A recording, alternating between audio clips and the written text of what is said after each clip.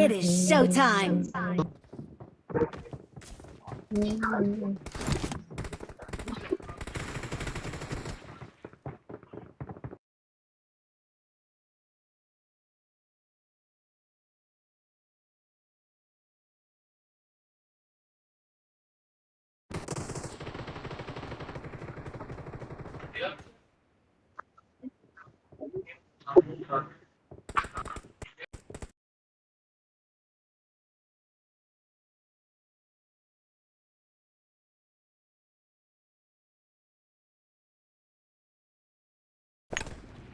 Apa? Lewat.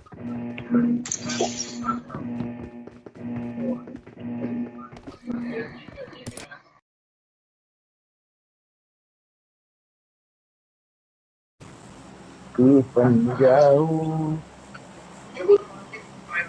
Apa ni kita je? Oh, ini juga apa ni je ni? Nyo je dah lobby dah tu. Tak nyawa dah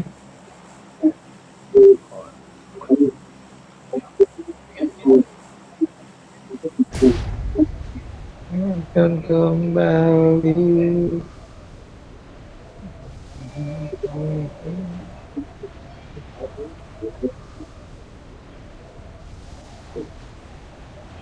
Apa?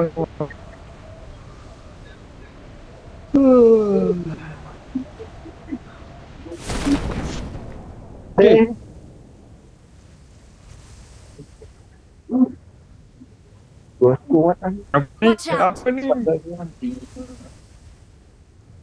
Jaringan dong, Cok.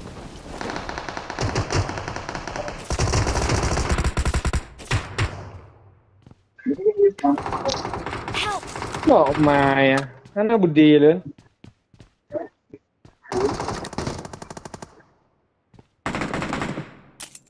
Aman ke dia? Wati je.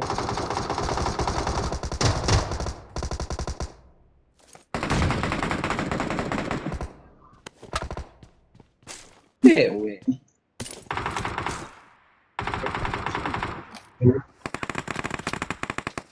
Oh, sabar bang.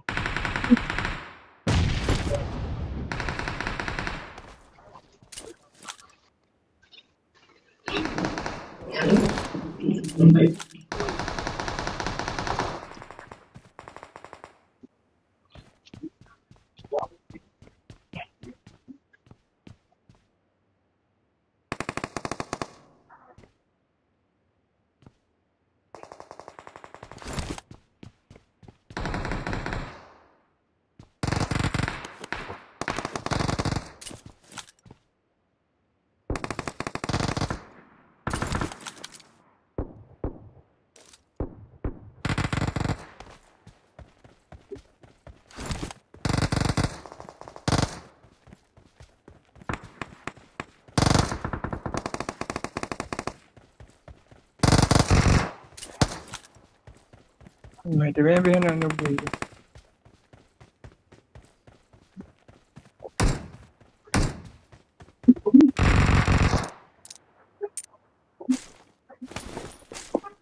Ada apa? Mana ada apa? Watch out. Ini bang. Belakang Watch apa? out. Tembok.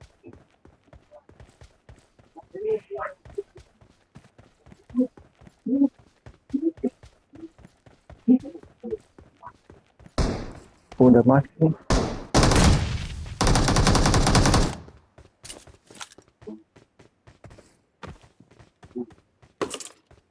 Lempar bom dulu, Bang.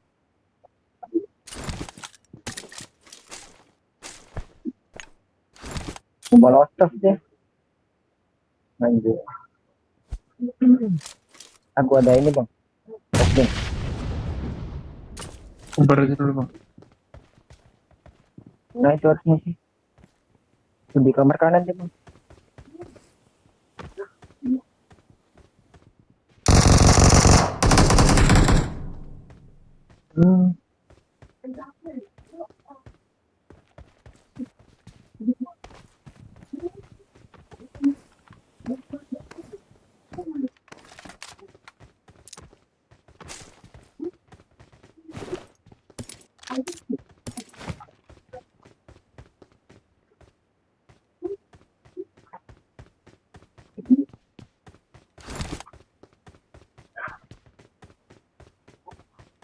Ayo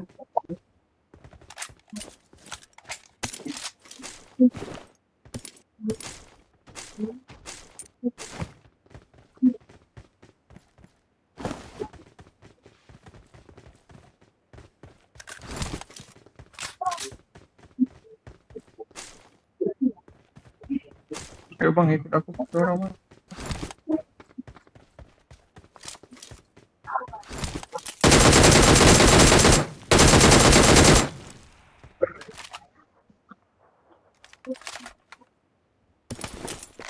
Bang, oke bang. Ya,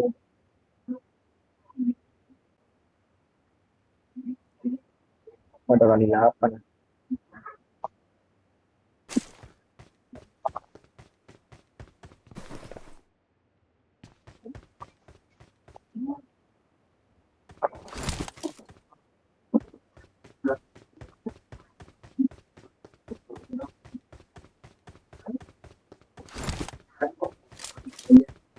Ini ada mobil. Ayo bang, jemput nomor apa dulu bang? Bang, recall nomor 2.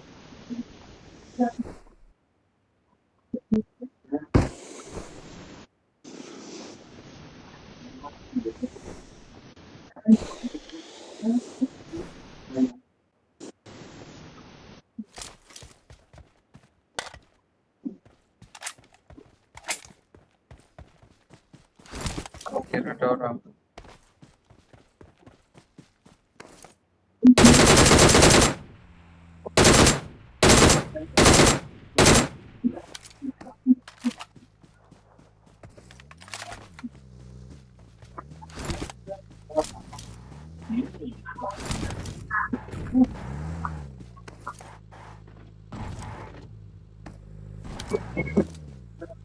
Ayo.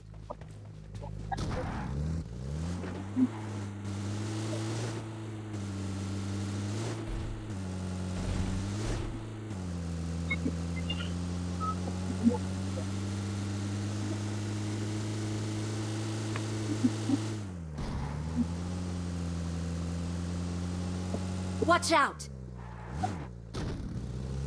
Gimana? Watch out! Ada orang gitu.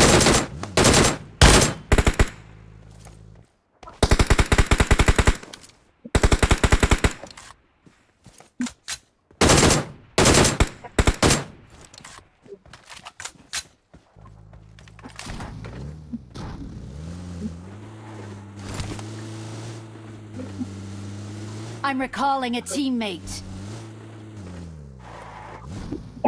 Thanks. Ada orang.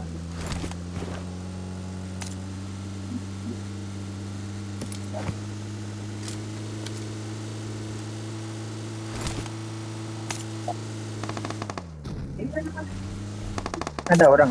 Tahu dulu.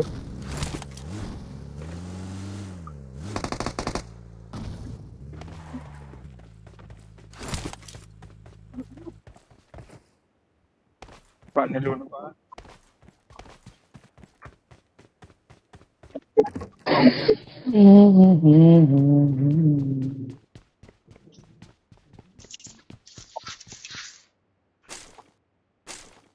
I got supplies. I got supplies. I got supplies.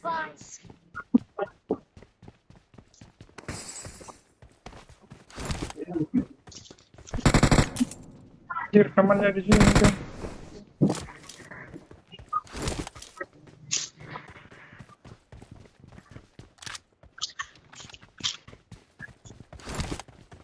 Yuk, apa?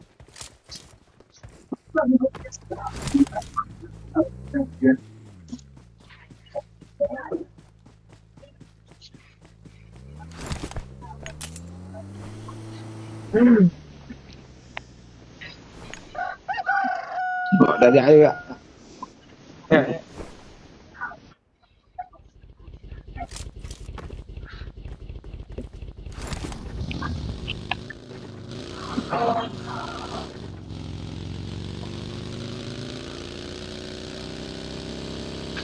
Empat orang Indo ya?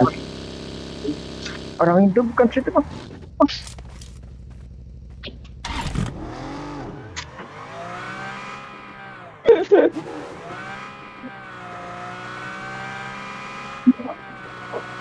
Anjing. Ngeprem parah HP ku. Nyangkut. Belanja dulu ngap.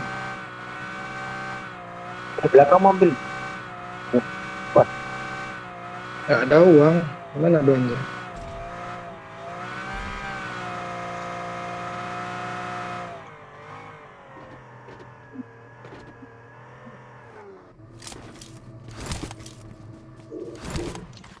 Mobil. Watch out!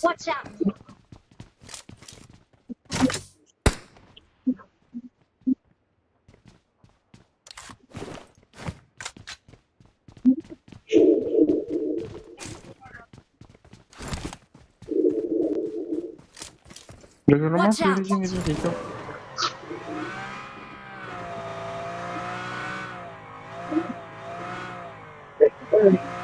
Ya kan? Dirasa Gimana ya, Wan? Ini kok ada bensin?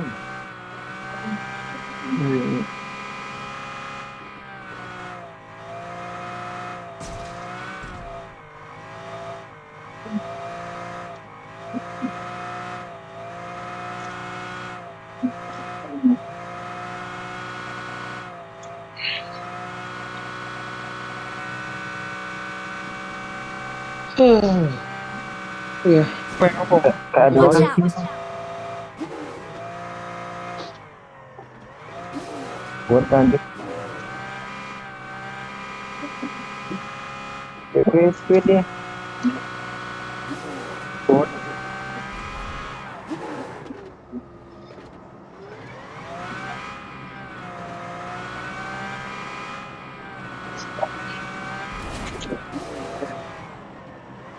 Buat.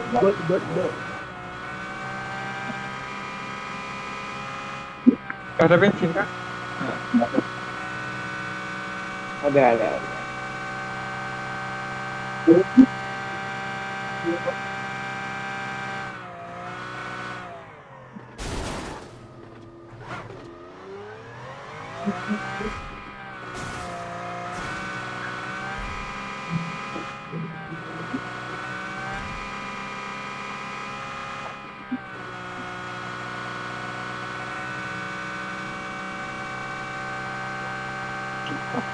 Udah nih.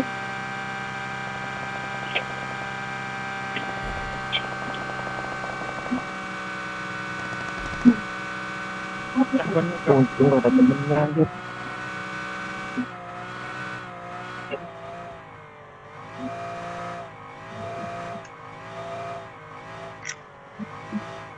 Aku udah biasa kan kalau ketik nggak ada temennya.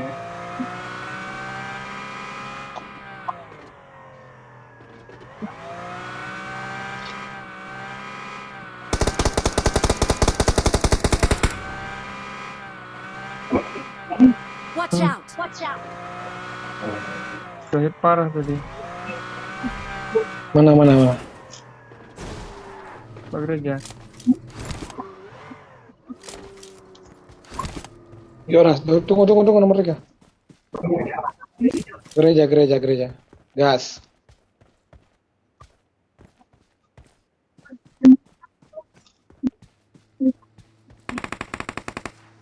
Lewat pergi.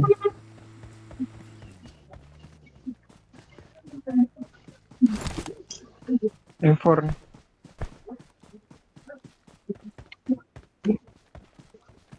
I got supplies.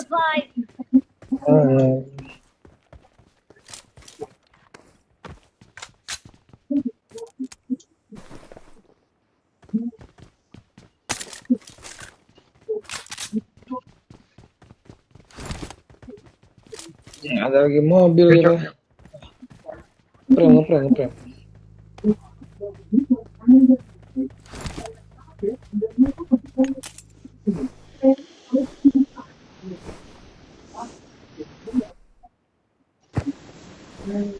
Ya ke nomornya.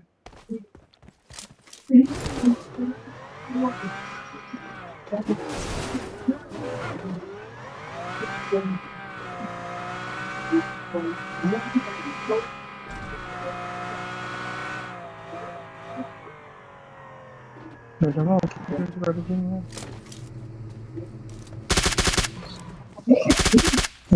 Keren parah.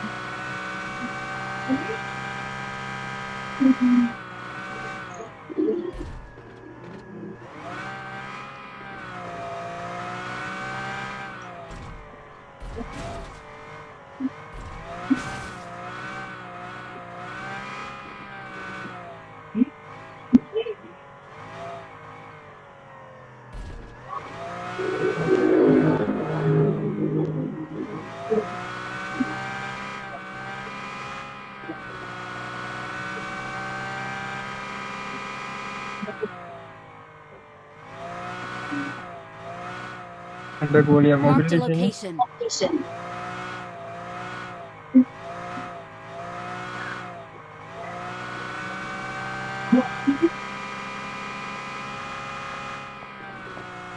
Rumah bang ya? Oh, pagi-pagi. Ada mobil di rumah. Watch out! Watch out! Jalan dia. Berarti nomor 3. Bang.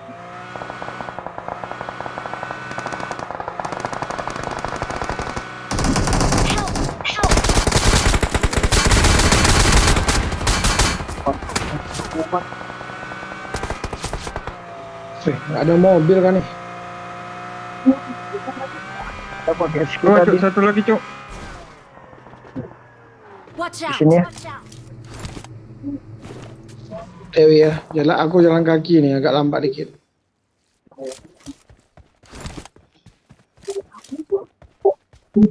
Di balik trukku dia bang. Kiri smoke nah. Ya, aku jemput nomor 2 dulu. Pelang-pelang udah ya, Ratu. Recall aja. Recall bang, nomor 4 di sana. 4 dekat ya. Bang betul bang, nomor 4 bang.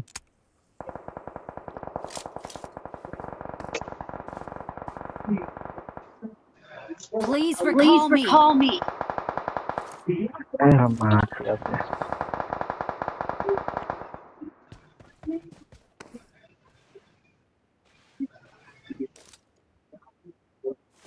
Nomor 4 aja.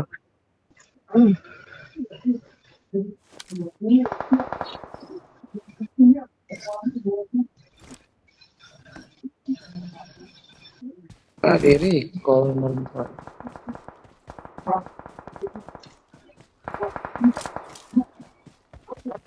Bukan orang itu.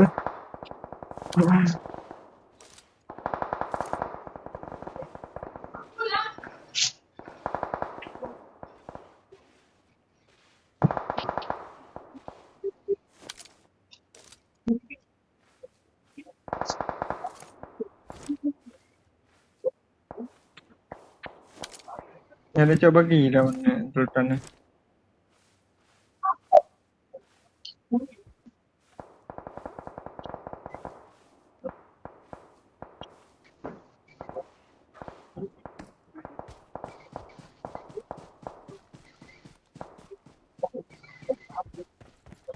Ban nomor 4 pecahin ban bagian tuh. Watch out!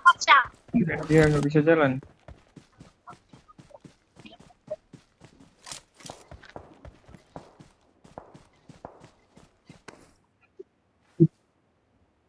Apa yang kena aja dong? Enemies ahead! Watch out! Ya ada yang dua-dua. Aja hari pangutoy. Kamu tuh naik deh.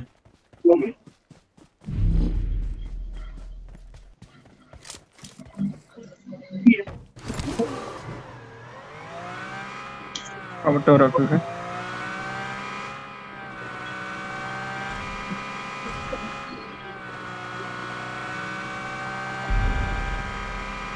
Master Pak.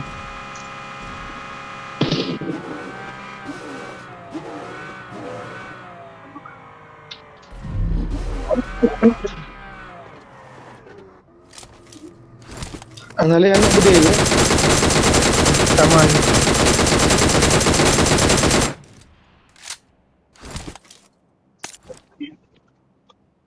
Kalau dia nak berapa?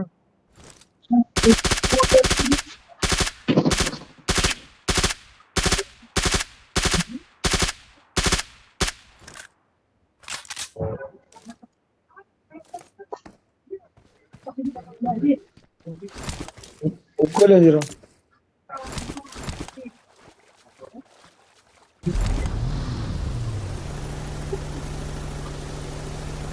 Help!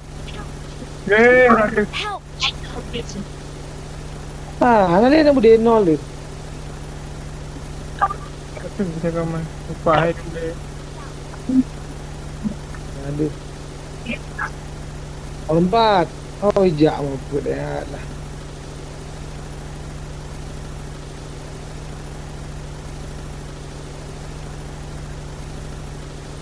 Hai pun angkan dia orang kita ni. Kagak nombong no kalau parah. Mau put mana harapan guys. Apa dia anak bude? Merah.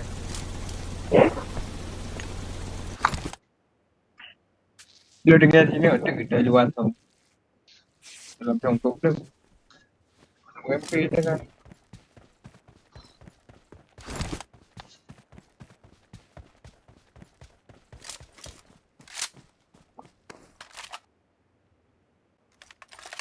Ya ada pilih dia. Lagi-lagi yo ba dengan dapur play hoi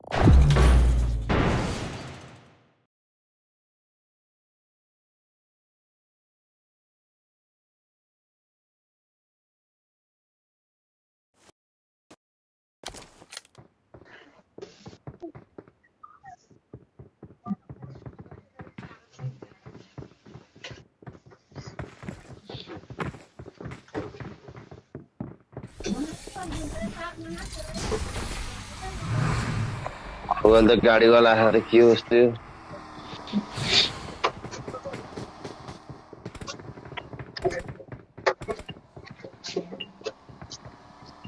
Marked a location. यस्तो गऱ्यो भने ज्यालो हुन्छ नि ठ्याक्कै भने यस्तो हुन्न नि त खै यहाँ चिया ततै दिन्छ कसलाई पहिलालाई बोचे नि चिया नि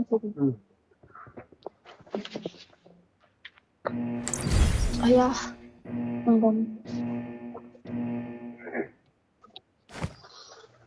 हेर यहाँ यो सबै हाल्नु किन हालेको बस फेरि ठ्याक्कै चाहिँ हाती फेरि हालेकै माथि ठ्याक्कै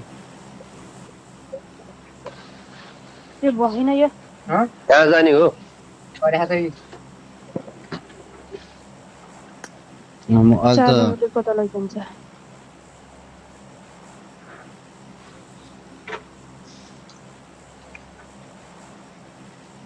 जत्ता त्यहाँ झरेर रिकल भइदैन 4 जना झर्यो भने एकजना रिकलमा जानुपर्छ हुन्छ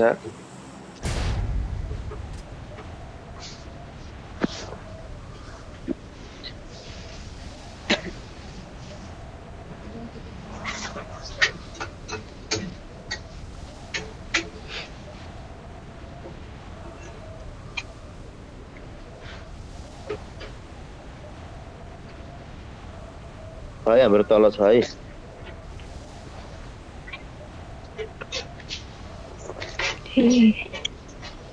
यिनीहरू त उसमा यो उसतिर झऱ्यो क्या यो घरतिर जाउँ न घरतिर ए घरमै गएर हान मान यिनीहरूलाई घरमा जाने गर्नु पनि भेट्नु पर्यो यहीँ गयो त यिनीहरू नि घरमै गयो त तिमीहरू अलिकति उता जाऊ त म ए कति धेरै आएको यही मात्र मर्यो अब यहाँ आऊ त नक्कै नक्छ यहाँ कसले कौन केटा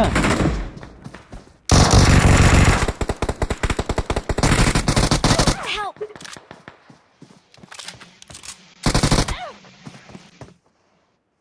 Don't give up. Your teammates can still recall you. कुन ठाउँ यो कस्तो सबै त्यही आएको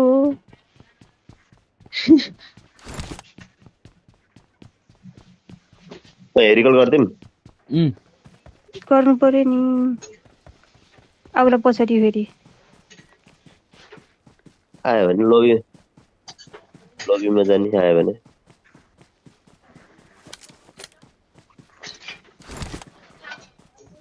त्यो एउटाले कन्ट्रोल गरेर झ्यापझ्याप त्यो एक-एकवटा घर समाउनु पर्छ नि त्यही झरेको हो अनि म झरेको ठाउँमा त कति धेरै थियो झन् त्यसै गर्ने जसै गर्ने तिमीहरू गनै भेटेन त नानी ओ झर्न त झरेको बरु यहाँ झरेको भए हुँदो रहेछ बटुवा यो के हो यार रिकल गर न तिमी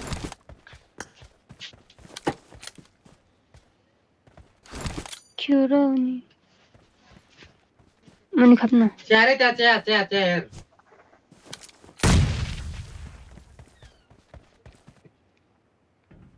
एउटै I'm रहेछ recalling a teammate.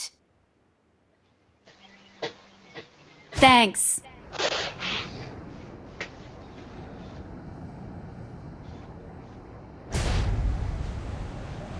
हेर नि यता रिकल गर्न नि आउँछ यहाँ एनिमी आउन सक्छ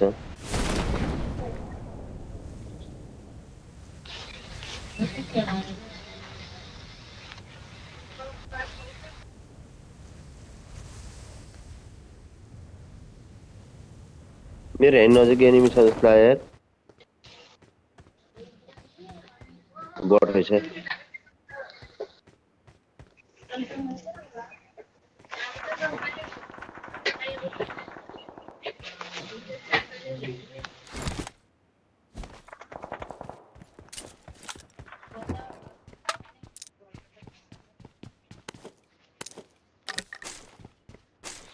Help!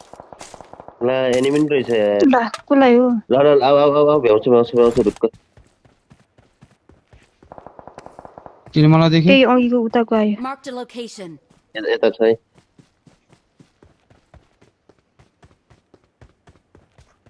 फेरि हान त एकजना हान दुईजना हान किन न, आउनु फेरि परेको ब्याक। होला यार फेरि कता हो अनि ए हिलिङ छ पाल्दै हिलिङ छ भने कोसँग छ होइन, हिलिङै।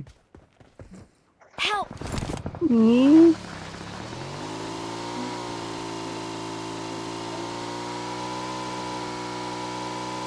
आयो यहीँ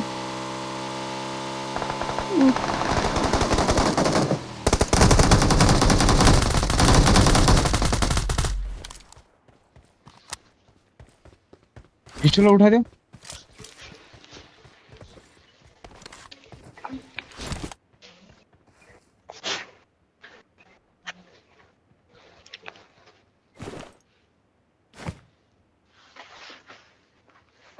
अर्को Watch out. यतापट्टि कुनामा छ माथि डाँडामा हो Watch out! त्यहाँ माथि डाँडामा होइन यता तलै आइसक्यो र Watch Follow. out!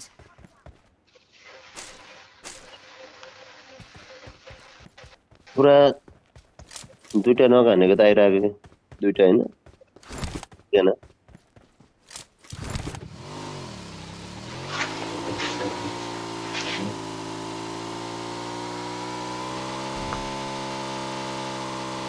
रेड डट पनि छैन यार हाउसमा त यार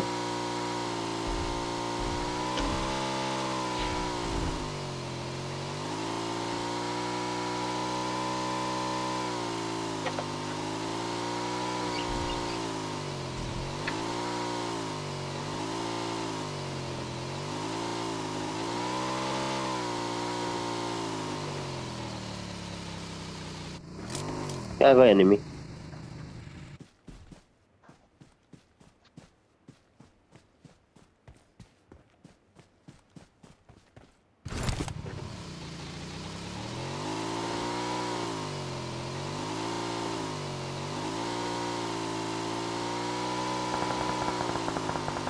यही हो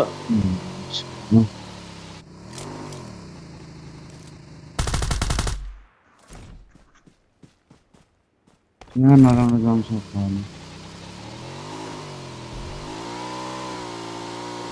पाँचकै आमा छ भने ल्याउ न हौ कसै ल मसँग छ फाल्दिएँ मैले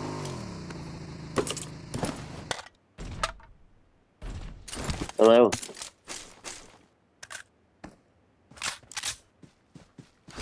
सातकै आमा चाहिन्छ तिमीलाई चाहिँदैन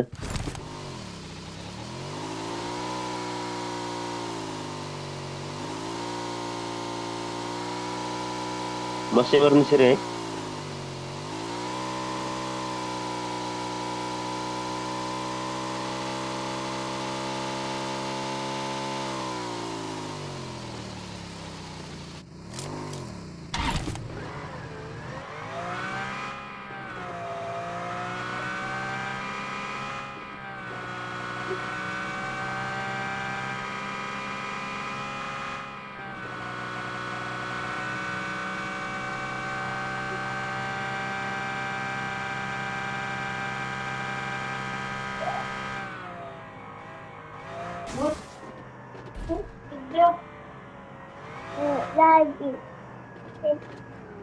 यहाँ फोर्छ कसलाई चाहिने हो I got supplies.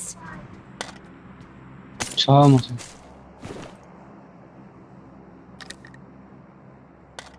कहाँ भाइको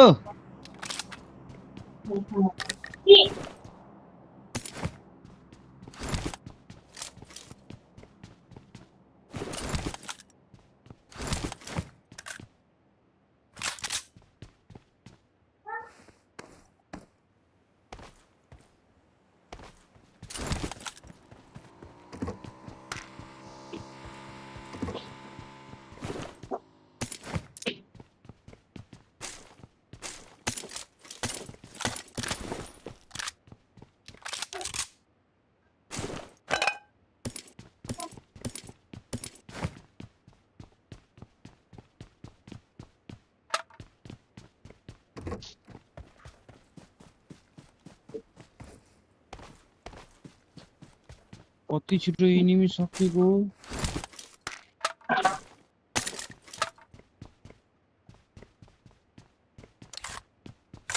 त्यही त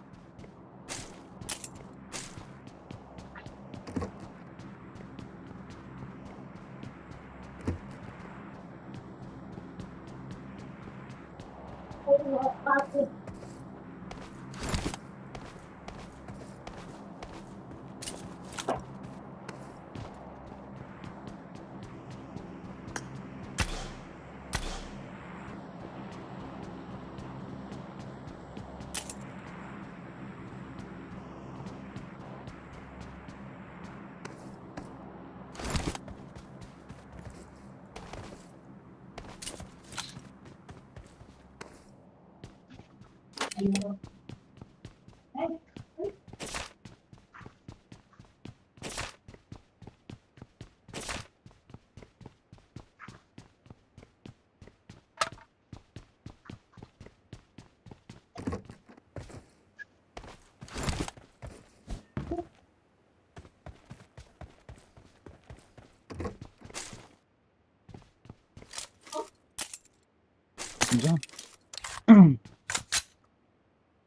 I got supplies.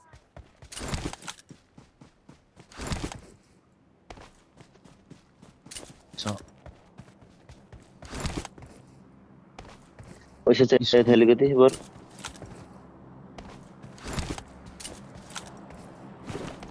छैन पैसा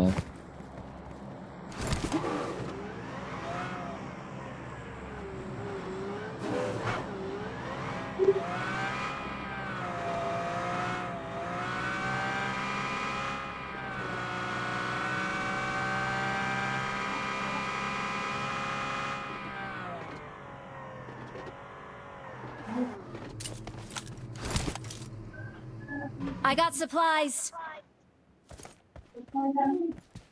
I got supplies. रेन्डर बस्छु भएर कता हो Watch गाडी out. खोजेर जाउनु त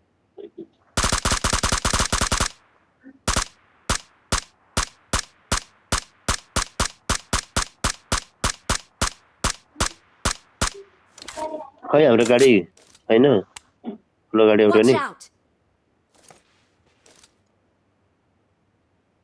ठुलो गाडी नै छैन के आज भोलि त घरभित्र बत्ती बल्दो रहेछ त है हरियो के हो अब अगाडि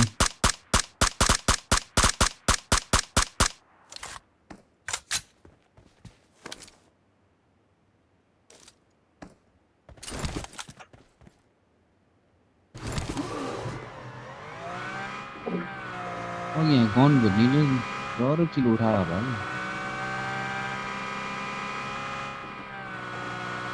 उठायो होला नि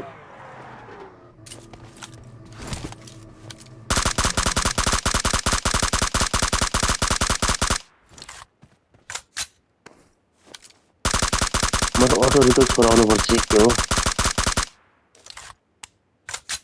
किन्छु नि सिद्धि अब Help. ऊ ल कता हो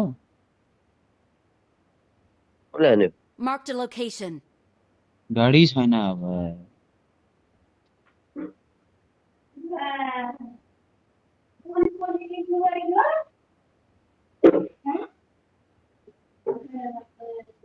स्टु बाइक लिएर आऊ कहाँबाट हाने माथि डाँडाबाट हो कभरमा हो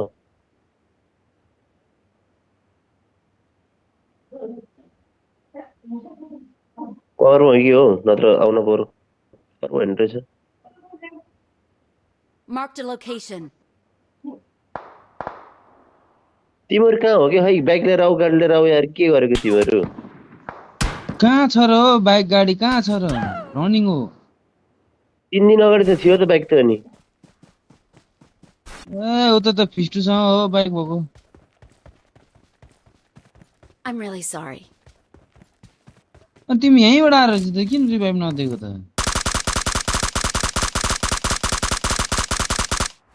ऊ यता आउँदैछ ओपनमा Watch out!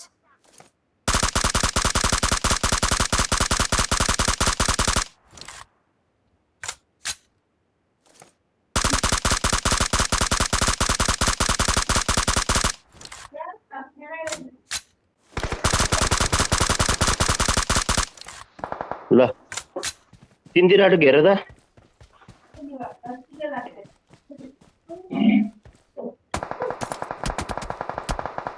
Help! ए हाना हाना हाना हाना हान न पुरा हानिसक्यो लास्ट वान छ हाना हाना हाना हाना स्मोक गर स्मोक दुईटा नक स्मोक छ गर त तिनीहरुको ट्याङ्की यहाँ पनि स्मोक गर्नुपर्छ नि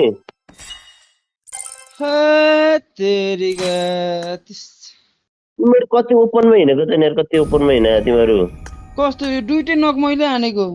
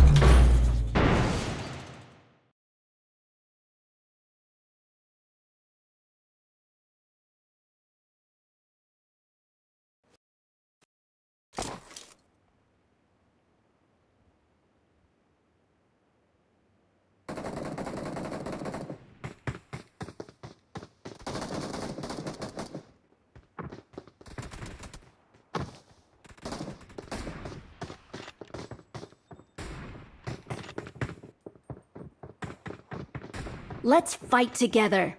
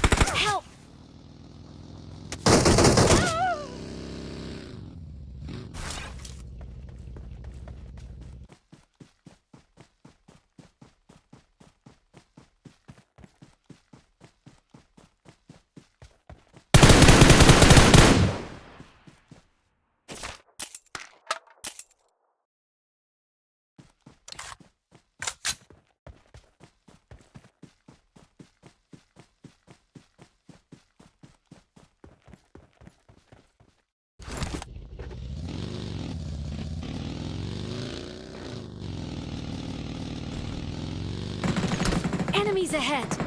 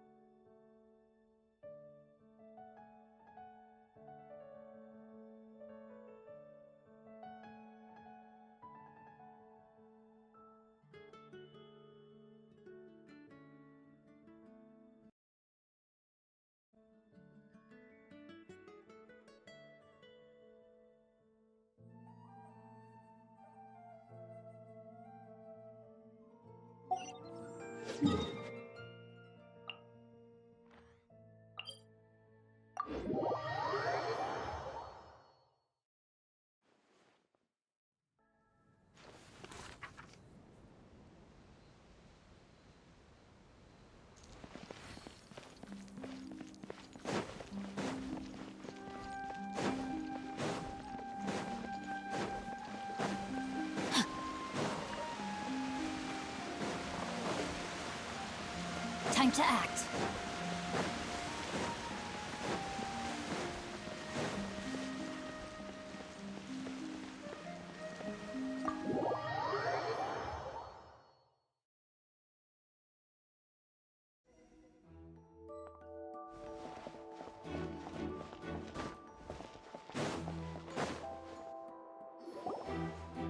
You! Yes, both of you! Over here! I've been keeping an eye on you for a while now. Huh? You mean us? That's right. If I'm not mistaken, you're also among those who wish to cut down the thorns and pursue the truth. No? And by the looks of it, you're not from Fontaine.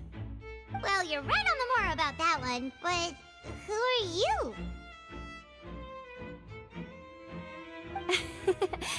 Have you never heard of the Spina di Rosula? From mediating disputes and providing protection to solving conundrums, you name it, Spina di Rosula does it. And I, Navia, have the honor of being its renowned president. Though those who play by our rules call me boss. I'm Silver, her attendant. Pleased to meet you. And I'm Melus. Demoiselle's various daily needs and affairs are under my purview. Huh? Boss? Demoiselle? What gives with the names? Well, I am the second generation president. Malus and the others are still used to my previous title. My apologies, Demoiselle. Should you prefer, boss, I will endeavor to use that instead. No, no need. You don't have to call me boss. Just Navia is fine. Okay, if you say so. Not that we're members of Spina di Rosula anyway. All merely trifling details. Never mind. Now, back to the situation at hand. That's right. I've always kept an eye on the serial disappearance cases. My interest stems from a matter back from my father's time. Judging from the look of things, I find Linny an unlikely mastermind. Really? We think so too! That's why we're looking for clues now. But how did you come to that conclusion? Intuition, naturally. My unparalleled intuition. Farina sure was quick to point the finger at Linny without any decisive evidence whatsoever, wasn't she? But that's not uncommon for her. If you remember, the Justice had to interrupt her and ask if she was pressing charges just to keep her from getting carried away. Anyway, a trial begins the moment someone levels charges. And, of course, there was no way Farina was going to back down in that situation. Sounds more like you just don't trust the Hydro Archon. Well, what's your opinion? I must admit that she can be interesting at times, but liking her doesn't mean that I'll blindly agree with her. All right, I've answered your question. Now, it's time you answer mine. Wait a minute, did that answer count? Well, I say it does. But don't worry, you won't hear any pointless questions from me. In your opinion, do you think it's right to treat a trial like it's an opera?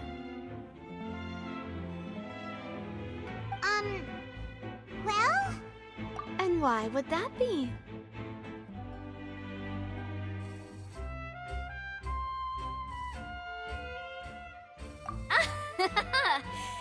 See, Silver and Malus?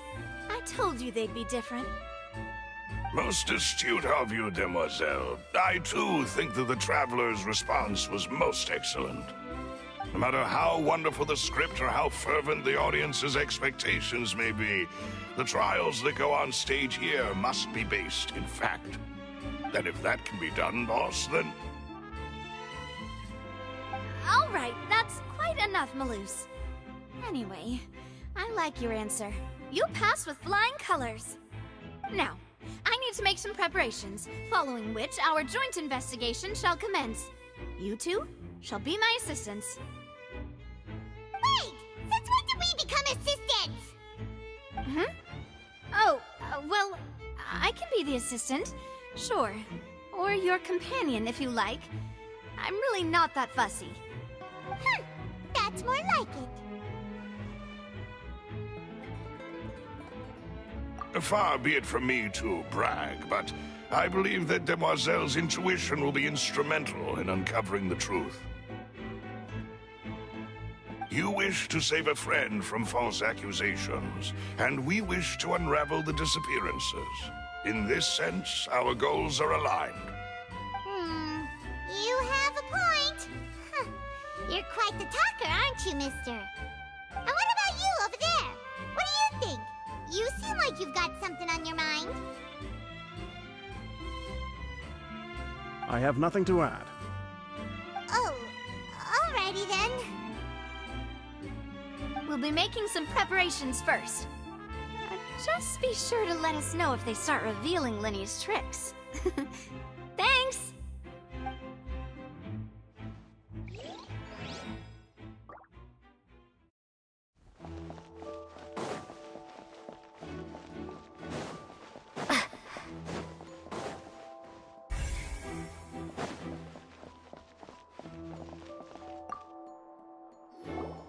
Sorry, but no one can freely enter or exit the Opera House at the moment. If you wish to leave, you must register your identity with us first. No, we're not leaving. We're representing Linny and Lynette as attorneys, so we're investigating the case. Were you always guarding this entrance? Yes, after the Chief Justice gave the order, everyone coming in or out must undergo a strict inspection. So, the missing girl couldn't have left from here, at least, not from that point on. I doubt there was much opportunity then, either. How can you be so sure, Well, because I was in charge of security near the entrance at that time. I couldn't see Linny's performance from here, which was quite a shame. Just my luck. But still, I did not abandon my post, and I stayed put no matter how loud the applause was. If someone had so much as even approached the door, I would have noticed it, let alone if they had tried to leave. We Melusines are good at that sort of thing, you know. So, it's safe to say the girl couldn't have left through here. Alright, thank you for your help. This'll be useful info.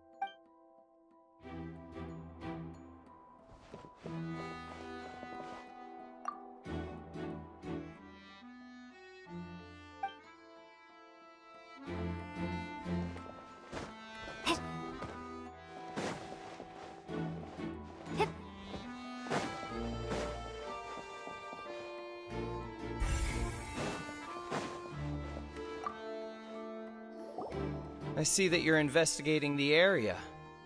Well, it just so happens that I'm interested too. If you find any new and interesting leads, be sure to share them. We don't have too many thoughts yet.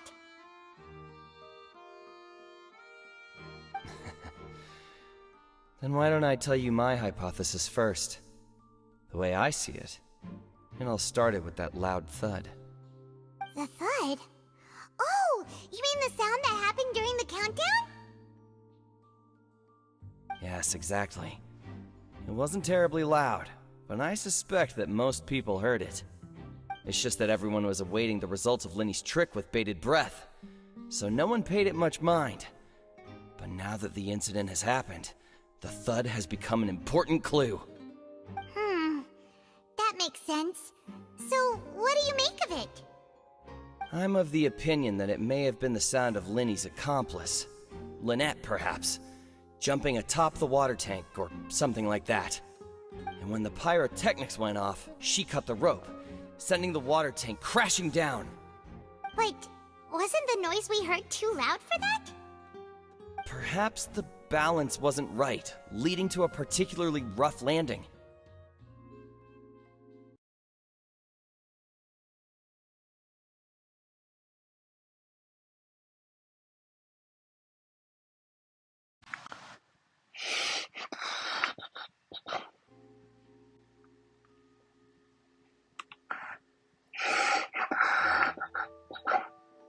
Hello.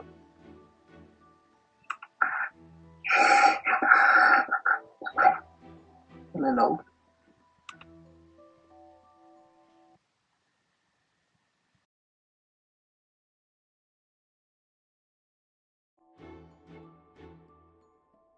Oh, that's true. I suppose I must reconsider. That does remind Paimon, though. What was with that sound?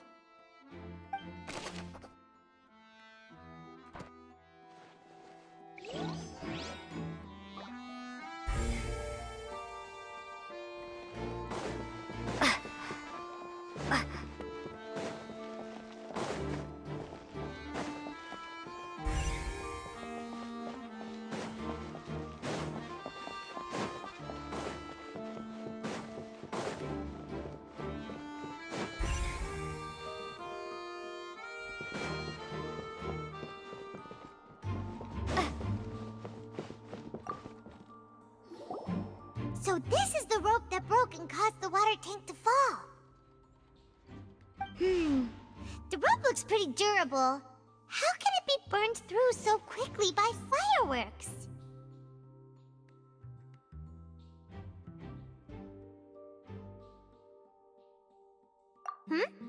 Why are you suddenly so serious, Traveler?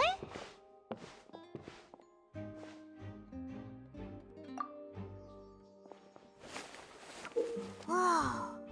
Look! This bit is made from different material! Most of it was burned away, but there's still a little bit of it left. Huh. So if a rope meant to hold something was made with that kind of material in it, then that means... Wait!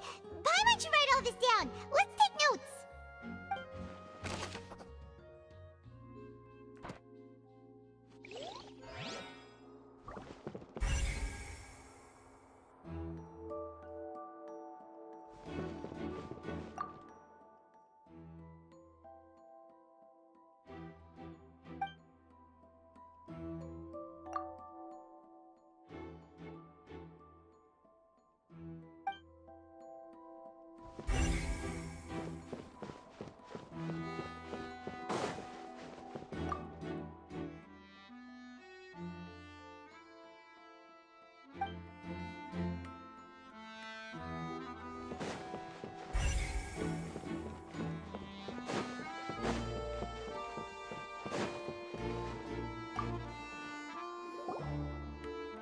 The investigation team has some new findings. Turns out there's an issue with the random number selector after all. See, I told you. What if the machine picked some big guy's seat? You think the murderer would have still made his move then? Sorry to interrupt, but we're helping Linny and Lynette with their side of the investigation. What were you saying about the number selector? There's something wrong with it? You're trying to help them? That'll be a tall order. Linny used the machine to pick a random member of the audience during his performance, right? The lucky girl that later disappeared. Well, we thought there might be a serious problem with the machine, so we had it taken away for further inspection. It turns out that the seat number it picked wasn't random at all. The machine picks that same number every time. I'm sure you already know that you have to make a reservation in advance to get a seat, regardless of whether it's a trial or some performance. In other words, Linny knew who would be sitting where from the very beginning. That much checks out. Linny reserved our seats for us, too. Bet you see why I was saying it'd be tough to make a case for Linny. Even though it's bad for Linny's case, Paimon had better write it down.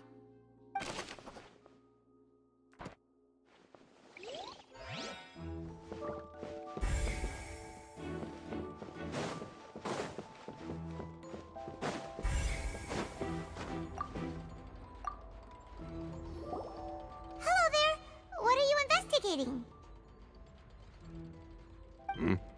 Oh, this location has also been cordoned off because the Magic Troop members are currently considered prime suspects. The investigation team is still collecting evidence. The seats were all booked in advance, so we were able to deduce the missing woman's identity by checking the guest list. Sure, it's not like this is confidential information. We will publish it later anyway when we petition the public to help us find the missing person. Her name is Halsey. She's a painter from Fontaine who's made a bit of a name for herself. Apparently, she wasn't a regular at the Opera House, but she'd been feeling some pressure with her work lately, which made her decide to come see the magic show. The Magic Troop members all claim not to know her. We have looked into her social connections. It seems that she has no personal grievances or conflicts of interest with the suspects. Simply put, she wasn't related to the Magic Troop at all, which matches the features of the previous serial disappearances. Were the victims of previous cases also chosen at random? That's how it seems to us, in any case. Apart from the fact that they were all young women of around the same age range, there really weren't any other connections between them. Okay then. No need to be so formal. If you do happen to see the missing girl, please be sure to contact us. It is of utmost importance that we get to the bottom of these disappearances.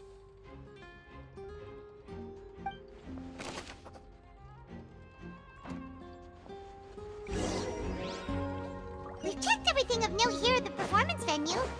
Paimon wonders how Linny's discussion with the guards is going. Let's go see, shall we? Ooh, things are getting interesting, huh? Understood. Then I will be going with you. Just so you're aware, I will be monitoring your actions and making notes as necessary. Very good. Thanks for being so agreeable. I'd pull a rose out of my hat as a gift for you if I could. You may spare the pleasantries. I'm just doing my job. You've arrived. Who's this? Me? I'm Spina di Rosula's guardian angel. If you've got a problem, I've got the firepower. Sorry, I got a little carried away there. Call me Navia. I'm a partner of theirs, and will be helping investigate this whole situation. And these are my companions. Would you mind if they join as well? Fine by me. Oh, new helpers? I would be most grateful. Well, let's just say we're tagging along. It's not every day you get to see the secrets behind magic performed on such a large scale. I appreciate your kind interest. Come with me. We'll be heading below stage.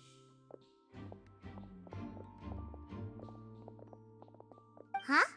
Below stage? Yes, a world of secrets is hidden beneath this magic box, prepared specifically for this switcheroo trick.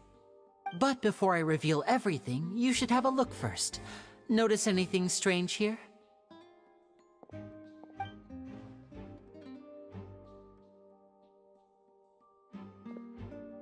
I'm not trying to be dramatic. Remembering the details of a trick will help you understand the methods used to perform it more easily. Huh. Weren't there balloons and other decorations here? Where did all that go? Ah, good eye. That said, you're still far from discovering the answer. The back? You mean the inside of the door? What's different about it? Paimon didn't notice anything.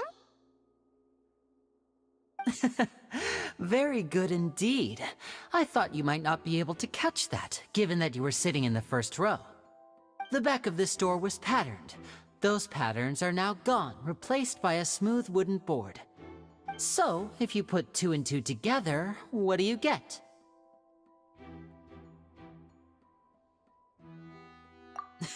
Exactly. All right, let's go. I'll tell you how it works as we head down.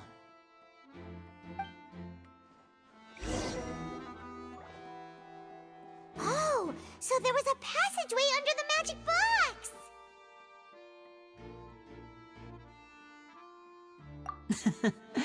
I knew you'd figure out most of it as soon as you saw this place. The 2 magic boxes are positioned right above the 2 entrances of the tunnel. See this flatbed trolley? The box with the lucky audience member in it would be shuttled over to the other side using the trolley.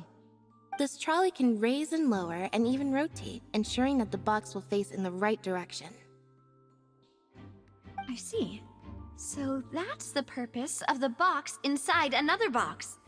Precisely. The inner box would descend after the audience member was put inside and be moved along the trolley, all while the outer box would remain on stage as if nothing had ever changed. So that's how you did it! Once the box was lowered, the trolley would store some energy through this device here, with which it would complete the rest of the steps. The audience member would only be able to feel some slight movements in the dark, and by the time she walked out, she would already be back on stage. Right! You were talking that whole time, and you even came out for a moment near the end! Ah, yes. A phonograph operated by Lynette was used to achieve that effect. My assistant and I had already scripted our conversation beforehand. When the countdown began, I had already gone to the opposite box via a tunnel using that ladder. And what about Lynette? Where was she? I was in the mezzanine space in the back of the box. Oh, interesting! That's how we were able to coordinate Linny's lines with the assistant. And, by the way, I was the one who walked out of the box at the end. I mean, we are twins. All it takes is a change of clothes and no one can tell who's who. And that's my favorite part of this trick. Only Lynette and I can perform it. So that's how it all worked! Wow! Every detail you revealed was more amazing than the last! Lynette would briefly walk out of the box and then go back in, jumping into the tunnel and escaping before the box on the trolley could finish ascending. And then I walk out of the other box in the audience area, and the trick would be complete. The operative word here being would. But as you saw, Cal was in the box, not our audience member. She, on the other hand, mysteriously vanished. We really don't know how that happened. If not for that interlude, this would have been an astonishing trick. I probably never would have figured out how you pulled it off. And yet, to think that someone was able to use this magic trick to commit a crime. Could we have a look around? I think we can come up with some more leads. This is the scene of the crime, so Linny and Lynette are not permitted to stay here. I'll escort them back up. Yes, of course. No need to be so strict now. I won't disappear into thin air, you know. Thanks, everyone. We're counting on you.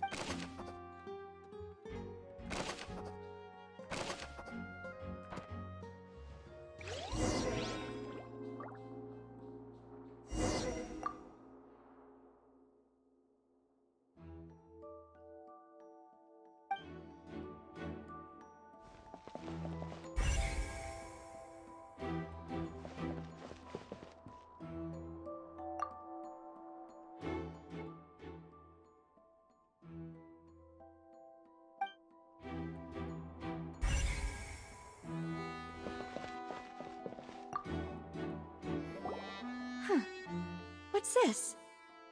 Looks like a hook tied to the end of a rope. Huh? There's all kinds of odds and ends here. Perhaps it was a prop for a different trick.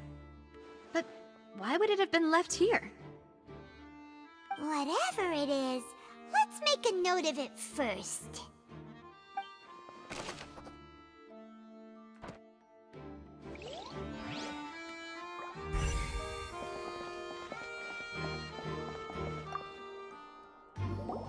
The floor is wet. Please be careful not to slip. Speaking of which, why would there be water here? Oh! Paimon knows! It's one of those tricks where you pour water into a jug and then flip the jug over only for the water to disappear? And here's a broken vase. Huh. Did the trolley knock it down while moving? That can't be. The trolley moves along tracks from start to finish. It couldn't have hit the vase at this distance. Let's note this down too and think about it later.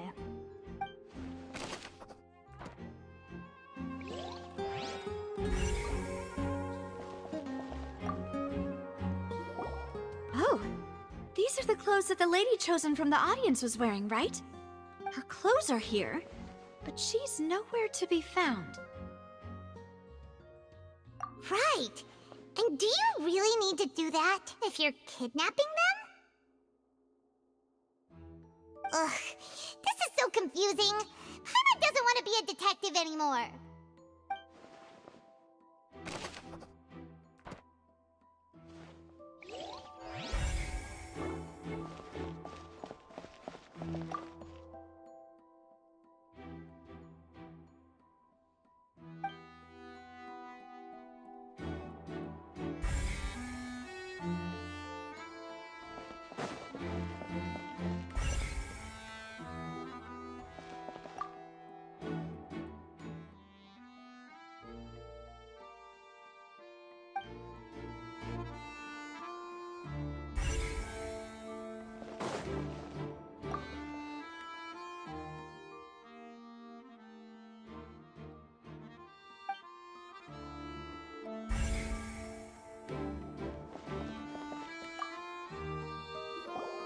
What is this place? It seems someone could fit through here. Huh. Could this have been the suspect's escape route? Alone, perhaps. But if they had to pull another person with them, the space would be too narrow. But there are no other ways in or out of here. Oh, you're right! Let Paimon write that down.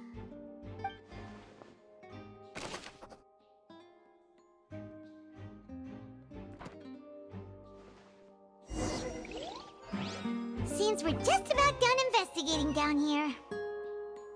Yes, let's head back up.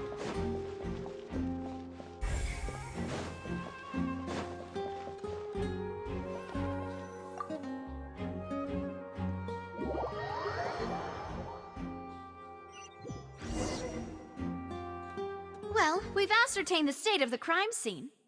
Let's find a place to sort out our findings once Malus returns. It seems to me that there are several things that don't add up here.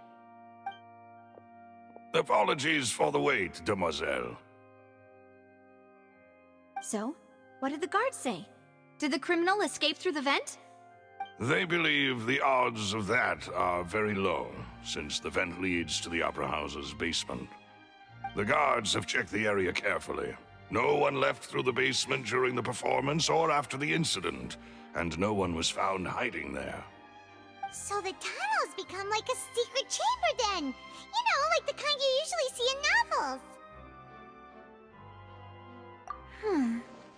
The plot thickens. Halsey's disappearance and Cowell's death are both quite inexplicable.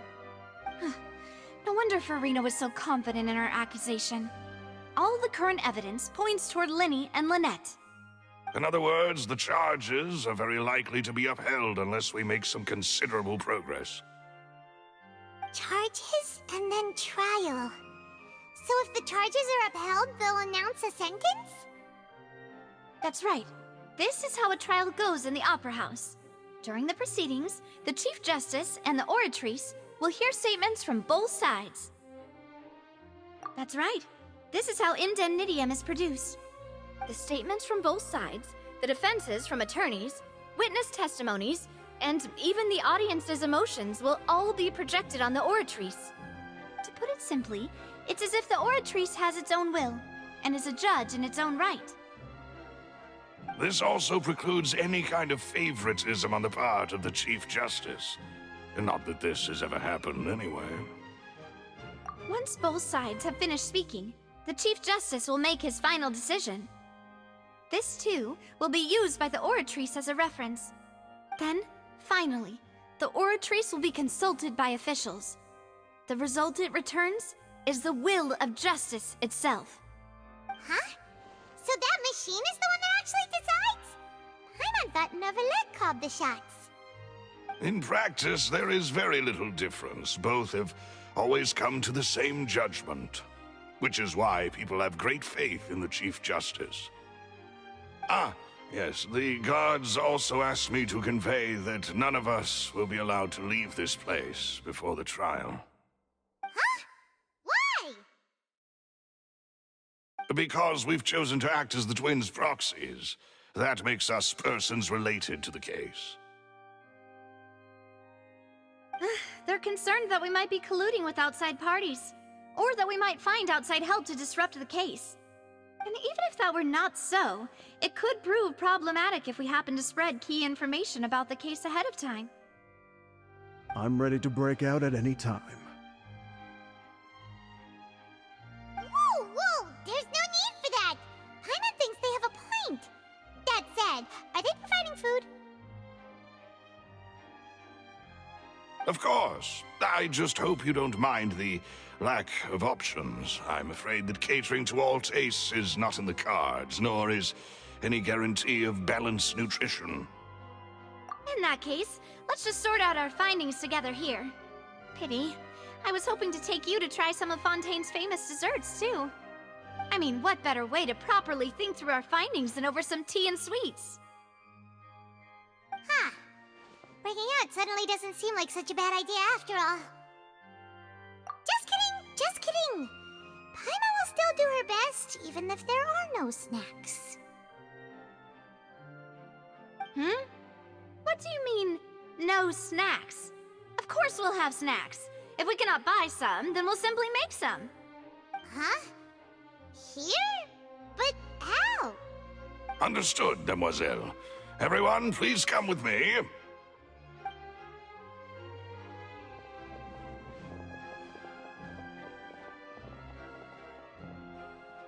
Wait, you're carrying a portable stove with you? Yes, I must be prepared to meet the demoiselle's baking needs whenever the fancy strikes her. I have eggs, sugar, and almonds at the ready. Good work, you two. Then I'll get to it. Please sit tight for a moment. You'll get to taste my awesome snacks soon enough. These three are quite the interesting group.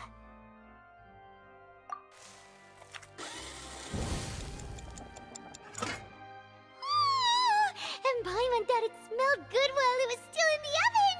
Oh, it's even better now. Paimon can't stop drooling. From the way you had these two guys carrying all that stuff around, Paimon thought you'd have them do more during the baking process. But you ended up doing the entire thing by yourself! Beating the egg whites, grinding almonds, everything! I was applauding. And I was giving encouraging smiles.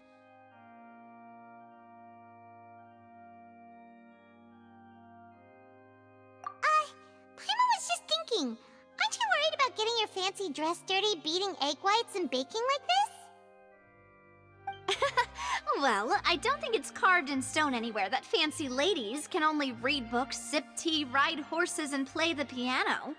I just really enjoy making snacks. Don't underestimate beating egg whites, by the way. It's a real arm workout. You also need to beat them to just the right consistency, or your macarons will crack. Anyway, give these a try, fresh out of the oven. There's 3 for each of us.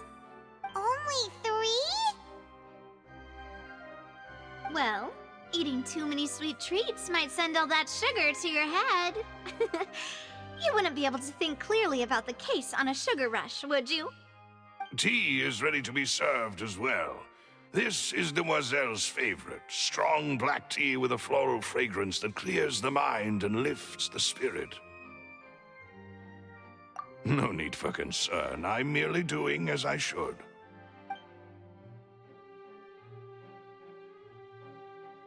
All right then. Down to business. As Paimon mentioned previously, the tunnel seems to be something of a secret chamber. However, we can assume that Linny and Lynette were not alone within it. Some criminal also occupied its sealed confines. The magician twins could have committed the crimes, of course, but they lack any logical motive. Exactly! Why would they do such a thing right when everyone was watching?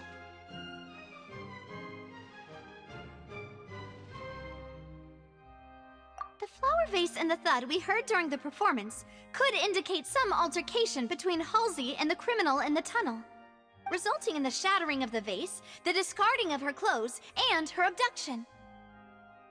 Perhaps the criminal thought that since she was chosen from the crowd, she would be too easy to identify if she was still wearing the same clothes. Paimon thinks that makes sense, but the real trouble is... True. None of the clues we found thus far support the existence of this third person. But the only people left to consider are both technically victims, whether it's the missing girl, Halsey, or poor Cowl. Huh. Could Halsey have secretly made modifications to the magic props in order to murder Cowl before making her escape? That's right. And even if she had tampered with the setup, she would need to understand the entire trick to pull it off. Nor does she have any motive. The guards said that she has never had any dealings with the Magic Troop's members.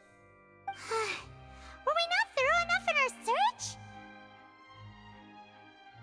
From the sound of things, this is turning into an impossible case.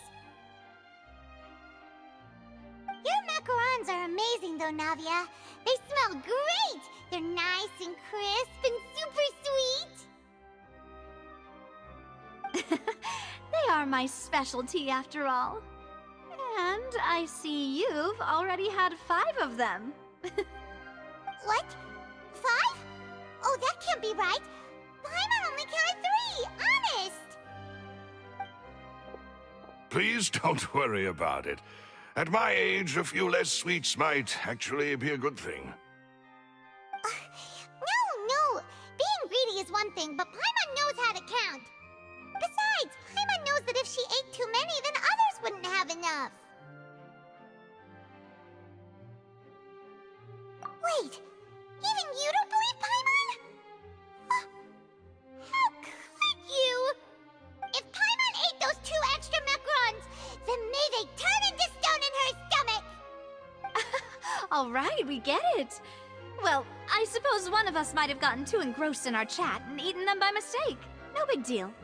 Malus, set up the stove again if you would. Huh? What are you doing? Making sure everyone gets 3 macarons, of course. Exactly. We don't want to trouble you. As you wish, demoiselle. And I have the egg, sugar, and almonds. Well, this really is your hobby, huh?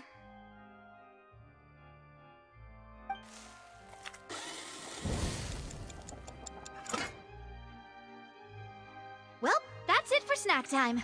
I'm going to have another look around the area. I don't know what we're looking for yet, but we've still got some time. As attorneys, I suggest the 2 of you think the case over again. It would be awkward if you got all tongue-tied on stage during the trial. Alright, thanks for your help, and for the snacks. It was nothing. A small task for the Spina di Rosula. Silver, Malus, it's time to go. I'll be back if I find anything new.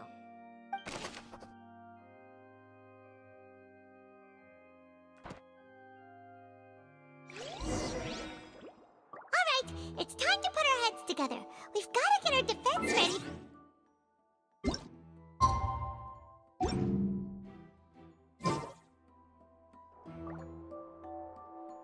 Oh, it's probably gonna be a long and difficult case. There's no point in worrying about that now. We just need...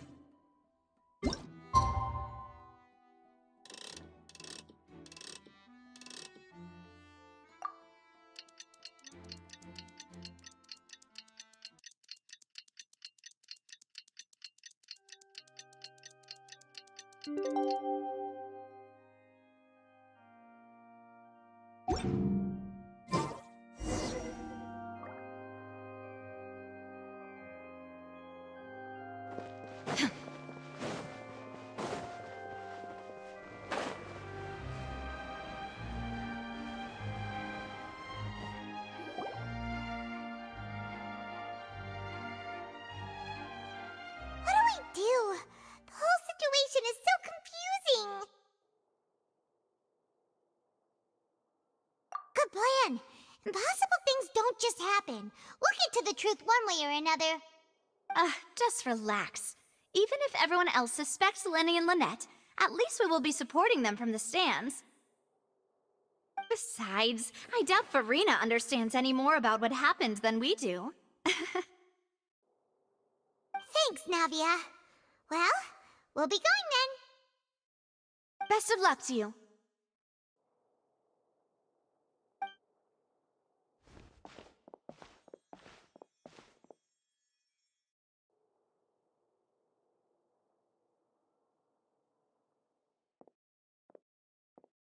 Ah, finally, you're back.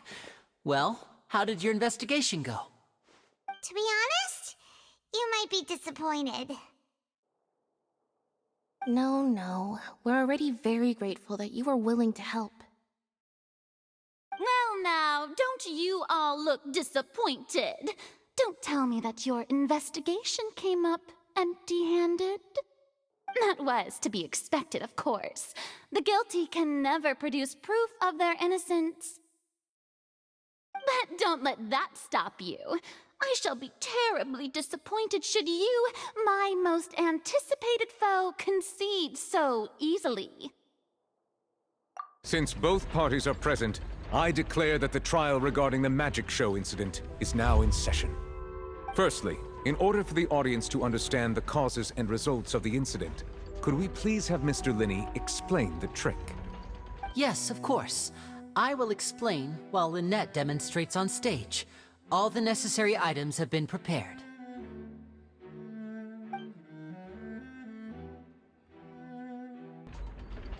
Thank you, Mr. Linney. In that case, I take your statement to be that you ran to and remained hidden within the magic box in the audience stands once the trick began, and thus could not have committed the crime. Is this correct? Yes, that's correct, Your Honor. In that case, I call upon the prosecution. Lady Farina, do you wish to refute his statement in any way? Why, of course I do. Allow me to take the first shot and break this case wide open. Mr. Linney is clearly lying.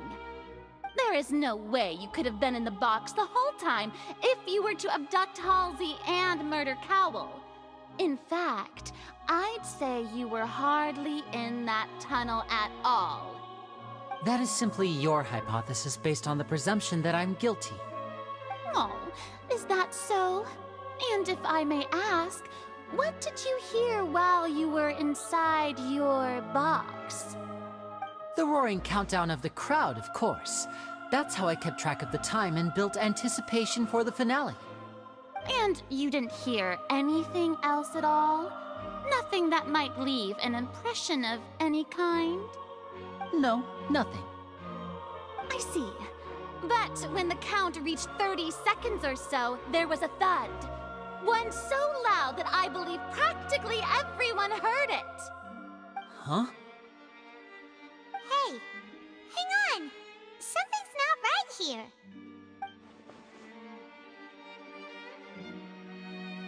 Yeah, I'm sure he could have heard a noise that loud from inside the box. I was right by the box, and I definitely heard the thud. Look at those scales. Could those mean... Well then, ladies and gentlemen, allow me to use the words of the magician himself. You never know what can happen in the blink of an eye. Indeed, it seems his alibi can also collapse in the blink of an eye. Of course, I have armed myself to do far more than smash your alibi. Confidence cannot go unfounded, and my foundations are rock solid. Tell me, aren't you and Lynette actually from the House of the Hearth? The House of the Hearth?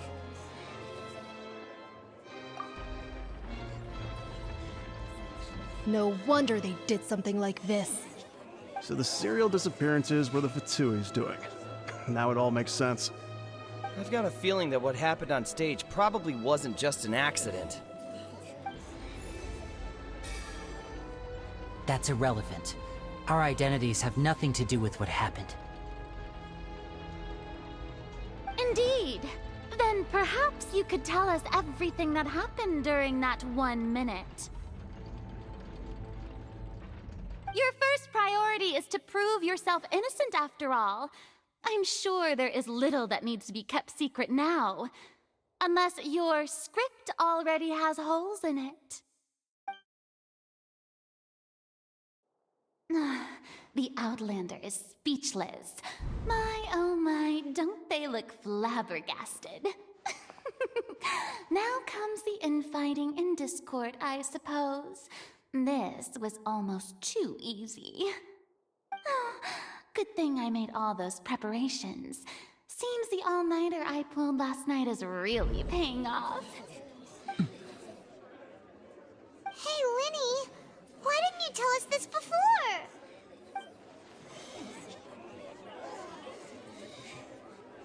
Order! Order! Mr. Linney, allow me to re-establish the facts. Lady Farina has raised 2 points. First, when the thud was heard in the Opera House, you were neither in the box nor the tunnel. Second, you and Ms. Lynette are both members of the House of the Hearth. Are these claims true?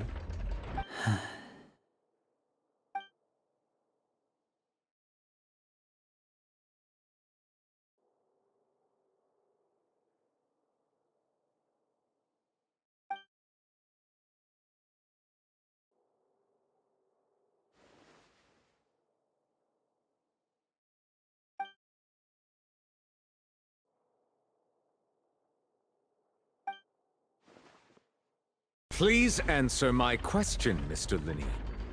I'm sorry. Yes, they're true, Your Honor.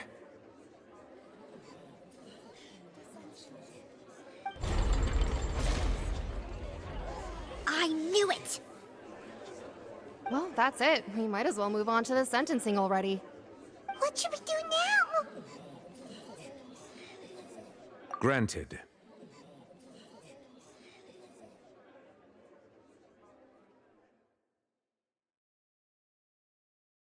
In that case, what is your request?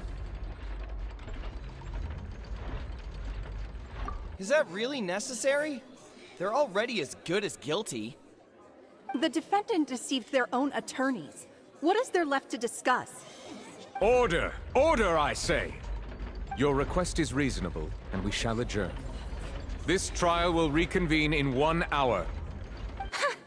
So you would stick to Mr. Linney's defense even after knowing what you do now? You certainly have more professionalism than I thought. In that case, my dear audience, let's allow the joy of victory to steep for a little while longer.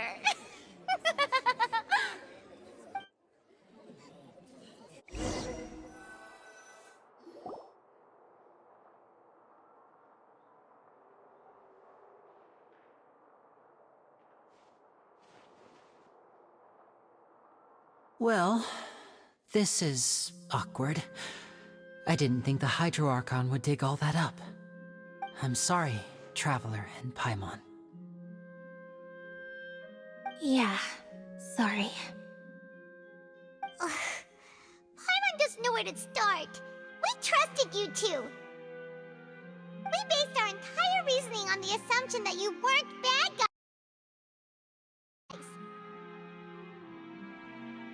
Not to set the wrong tone or anything, but Paimon's really mad! I'm very sorry. I know you're angry, and reasonably so, but please, let me explain. I know you've clashed with the Fatui several times before.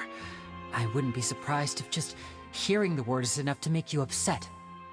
But our organization is very, very large, and the Harbingers have very different personalities and goals. Right now, we want to save people. As many as we can. That's right. I'm sure we're on the same page when it comes to this nation and the disaster that its people might face.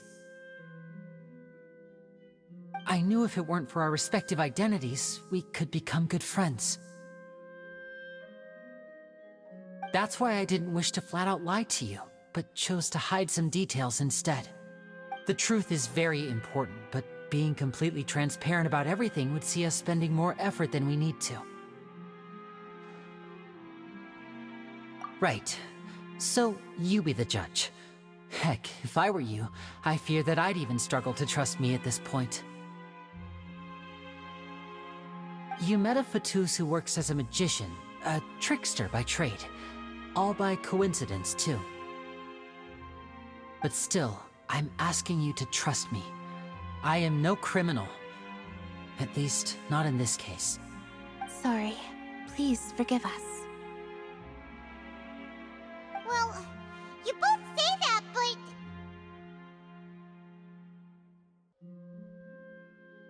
Right. Let's hear your answer first, and no lies now! Of course. I'll answer any question you ask. We've been trying to find out how the Oratrice operates.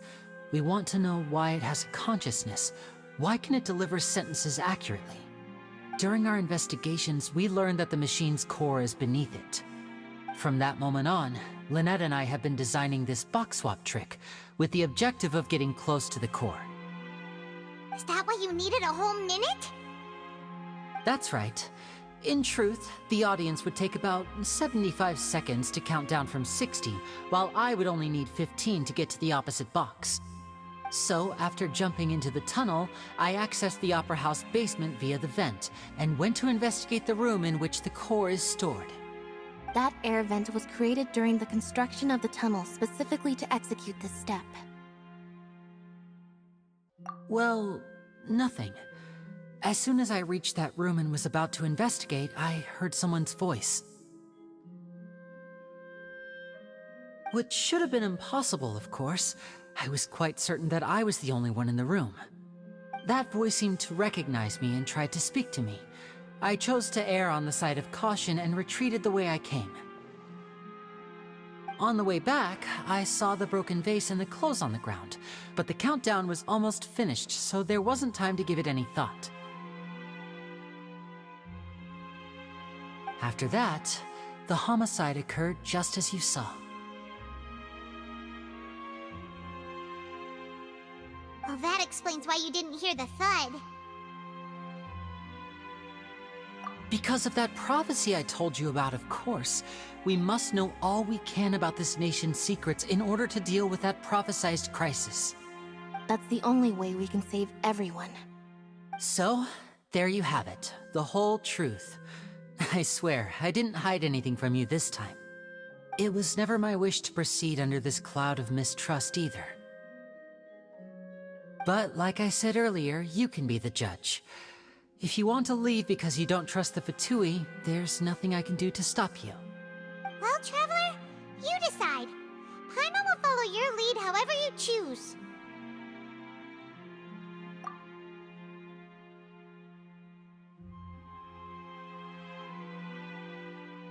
Okay, thank you. Thanks for giving us a chance. The current problem is that the scales are tipped pretty badly against you two. If we want to refute the Hydro Archon's accusations, we're gonna need a seriously watertight defense. Huh?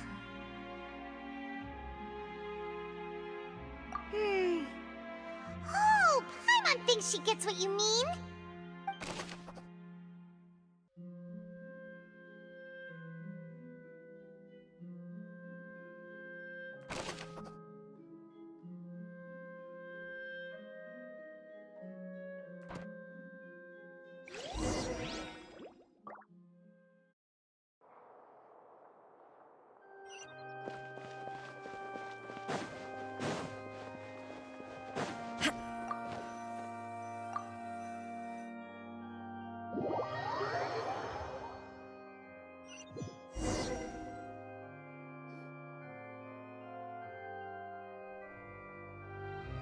Both parties have returned to their positions. Let us continue the trial. When last we left off, Mr. Linney acknowledged the new evidence presented by Lady Farina as fact. Therefore, Lady Farina may continue stating her reconstruction of the events. Ugh, that took long enough. Now then, if everyone would lend me their attention. At this stage, let's revisit that scene from Linny's perspective.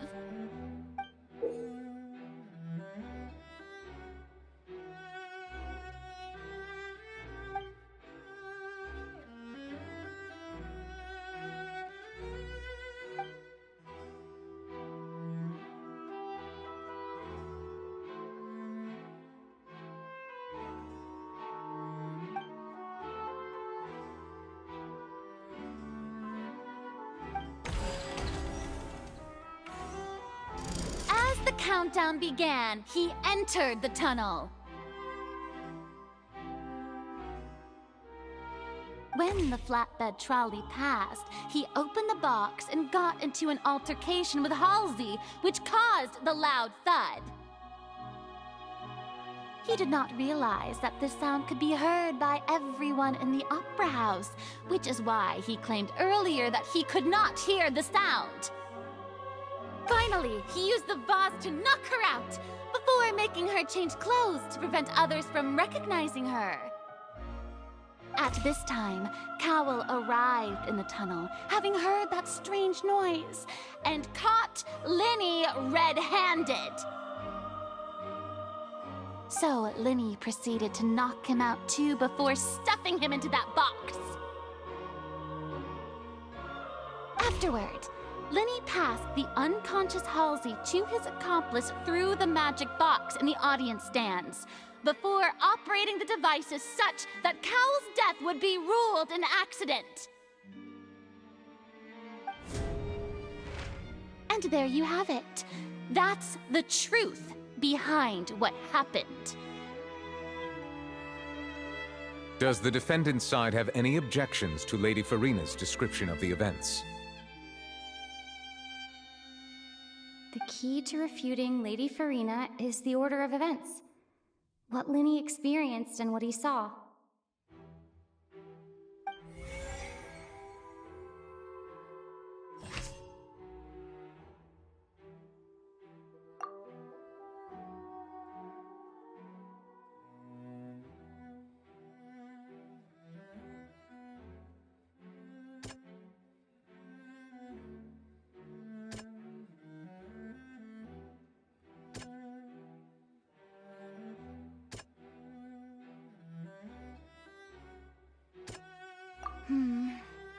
Seems this won't produce a particularly effective rebuttal.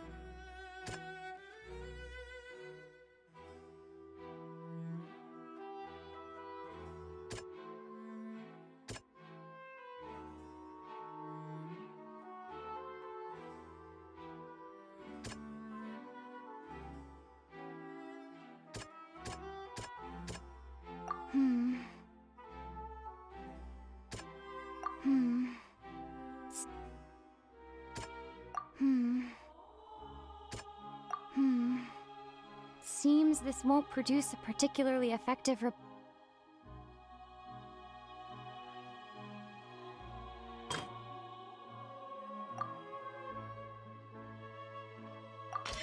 According to Linny, he left via the vent after entering the tunnel.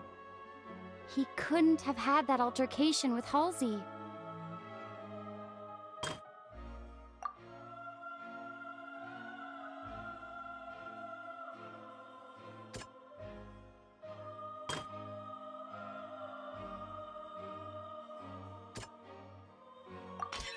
Linny went to the room that contains the Oratrice's core. This is the actual truth.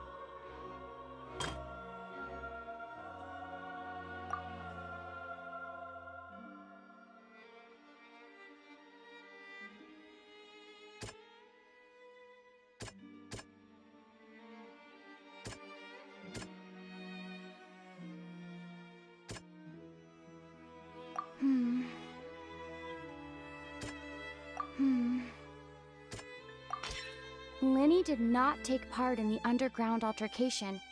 He only witnessed traces of the aftermath.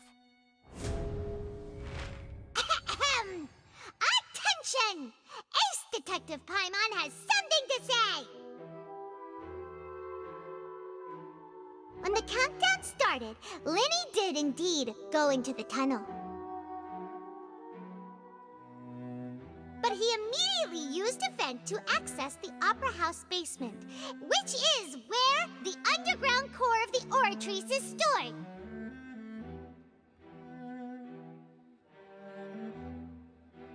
Once he reached that area, he heard a voice in what should have been an empty room. Since he felt something was amiss, he returned immediately. The crime scene had already developed by the time he reached the tunnel again, and in order to complete the magic trick, he did not remain there for any length of time. Finally, he reached the surface, and that was when the accident happened from his point of view. Therefore, he's innocent!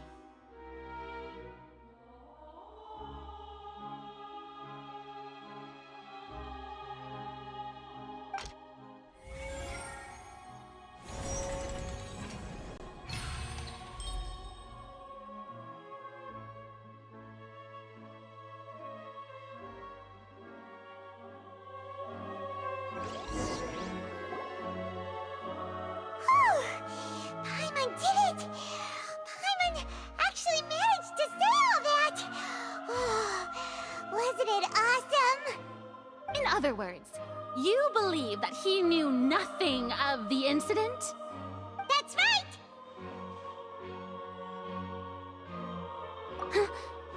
My reasoning?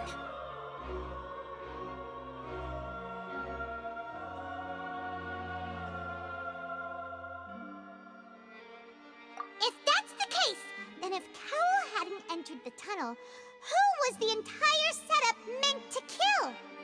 Assuming that what you say is true, Linny only needed to kidnap the young girl to cause a new disappearance case. What would the point of killing someone on stage be? Oh, they have a point. That's right, you tell him! And that's why they're partners of mine. They've managed to turn things around. Oh, well, your denial is very strident, I'll give you that. But what proof do you have to back your claims? Of course I do. If he had been in the magic box the whole time, how could he have not heard that sound? Why do you ask? You're saying that he wasn't?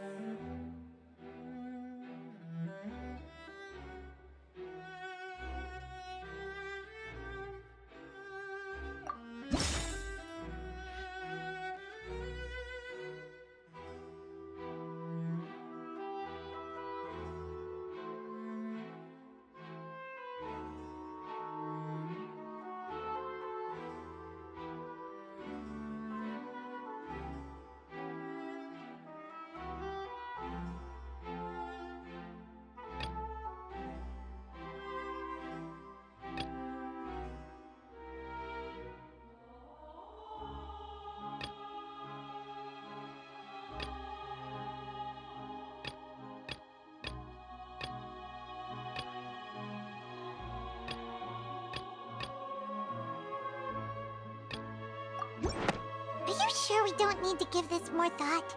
Paimon thinks there's something off here.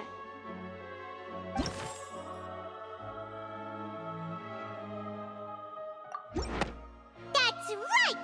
Linny wasn't in the box or in the tunnel. That's why he didn't hear anything strange during the performance.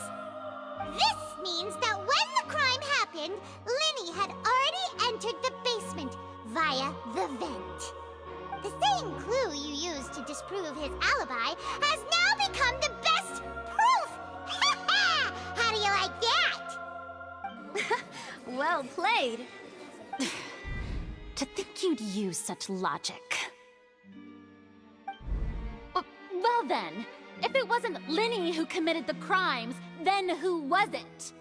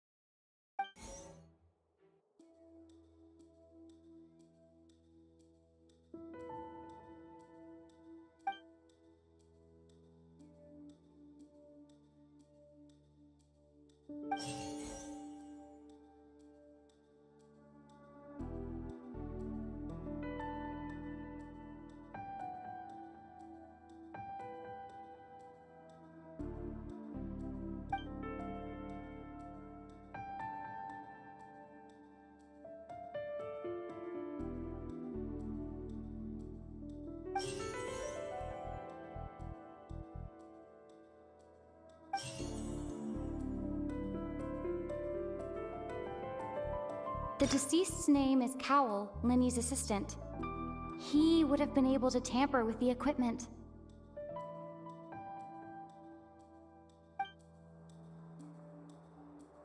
Could there have been a third person involved?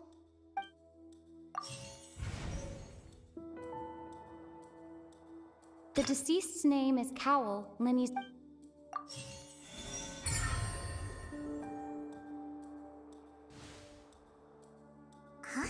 Huh?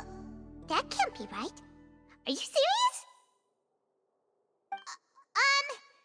The killer was, in fact, Cowell, the deceased! Oh, is that so? How interesting! Let's hear your reasoning then. What I must do next is recreate the truth. What Cowell did, and how he went from would-be perpetrator to victim.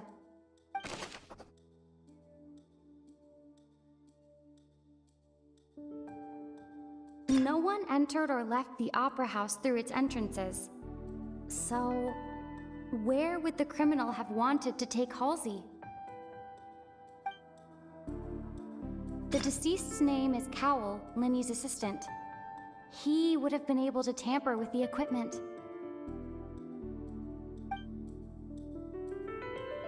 Halsey's clothing was in the tunnel. So, there must have been some fear that she would attract attention.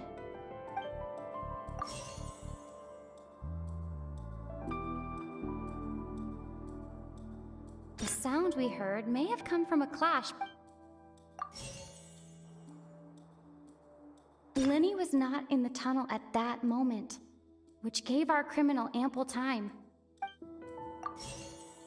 It would have been tough for both people to fit into that vent. They would likely have bumped into Linny as well.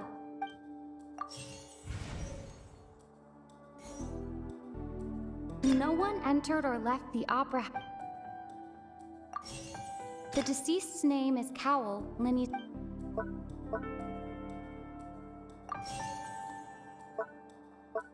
Linny was not in the tunnel at...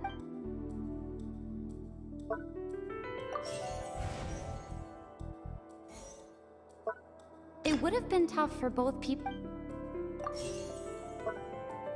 Halsey's clothing was in...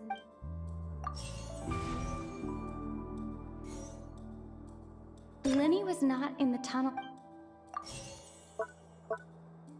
No one entered or left.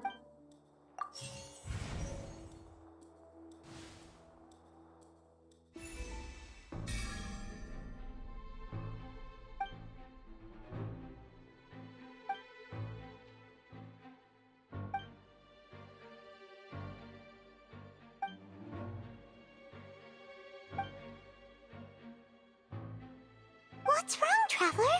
Are you still having trouble figuring things out? I see how it is. So this was all just a bluff.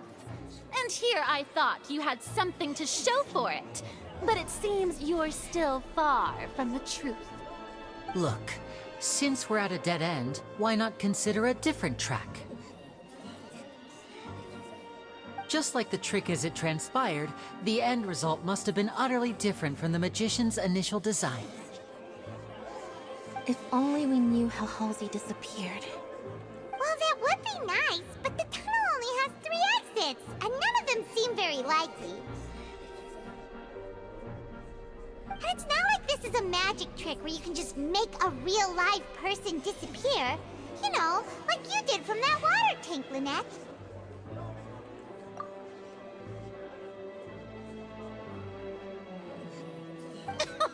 Excuse my interruption, dear opponents, but do you not see that the crowd is growing impatient? There is no greater sin in this opera house than an awkward delay in the performance.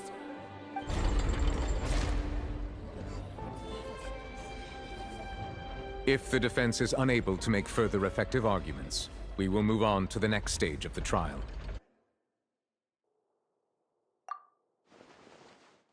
Linny was not in the tunnel at that moment, which gave our criminal ample time. The sound we heard may have come from a clash between the deceased's name is Cowl. No one entered or left the Opera House through its entrances.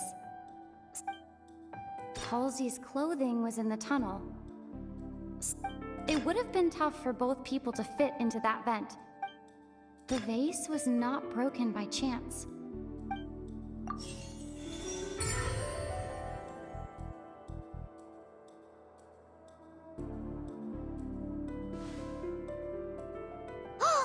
Paimon gets it!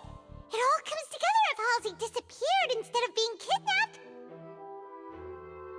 Lynette escaped from the water tank, vanishing gradually and leaving only clothes behind.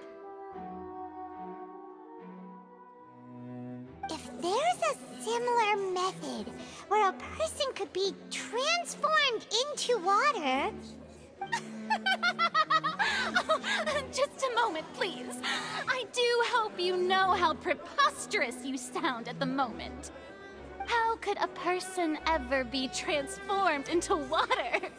This is reality we're talking about here, not some magic trick. Must we really? I should think that of anyone. Your friend Linny already knows this truth very well. Magic tricks are ultimately just illusions and misdirection. But Halsey's disappearance is very real. We're talking about two completely different things. Even so, I trust the Traveler's judgment. The truth must be out there somewhere. Perhaps some new line of reasoning may open if we try to gather all the focal points that don't make sense. Since Cal was the deceased, we haven't placed much attention on him. But given that we aren't making much progress with the case, it wouldn't hurt to have a look at his belongings, would it? People really do come up with all sorts of harebrained schemes when at the end of their rope. The way I see it, your suggestion that we broaden the scope of our investigation is nothing but a tactic for stalling the trial. Nevertheless, I believe that this is a reasonable request on the part of an attorney. Since the trial does indeed appear to be at an impasse, I believe that additional evidence may help us make more progress. Guards, please step into the lounge and examine the personal effects of the deceased, Cowl.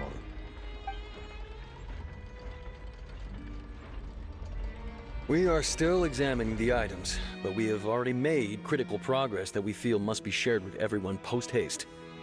We discovered several test tubes of fluid within Cowl's baggage, each labeled separately.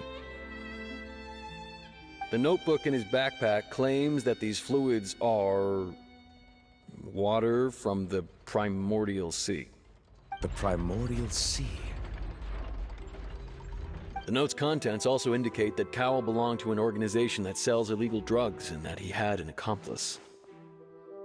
The notebook has many entries concerning safe usage of these fluids, in which the keyword dissolve appears many times. One of these tubes was labeled Opera Epiclese, along with yesterday's date. It is empty. The notes also state that these dissolution properties work exclusively on people from Fontaine.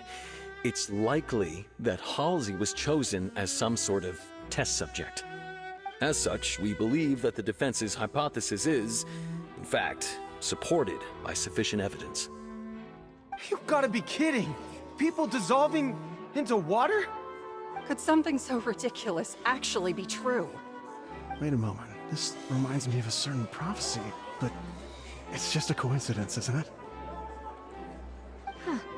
If people can become water, does that mean that the water tank's real use was as a means to hide water stains? And if Cowell was targeting that girl... Wait just a minute. Could that mean... You two, with me, quick! Demoiselle, wait! What about your partners? Let's go. Just trust me. Order! Order! It is undeniable that further examination of the deceased's personal effects has yielded some surprising results, but we cannot yet verify the veracity of these clues. Still, let us assume that these clues are indeed authentic. albeit with the understanding that Ms. Halsey has yet to be found. Guards, please continue examining the items along these lines. Mr. Linney, it appears your hypothesis is supported by the evidence, so please continue speaking. Of course. Thank you, Your Honor. If we uphold this hypothesis, I believe that many of this case's seemingly unrelated clues can be connected together. Right! Like the metal hook! That one didn't make sense at all. Let's think about this. Cowell's methods must have something to do with that water from the primordial sea.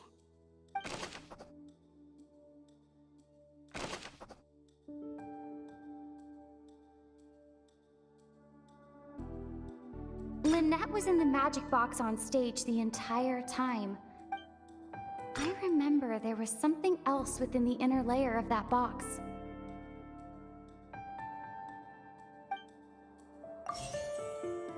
The rope that strung the water tank up was lit by the fireworks and cut.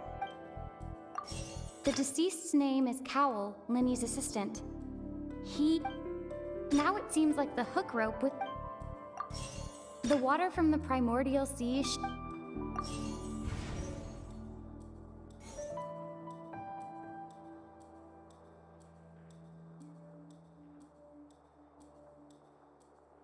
The deceased's name is Cowell, Linny's assistant. Now it seems like the hook rope was not meant for another magic trick, but was instead some form of triggering mechanism.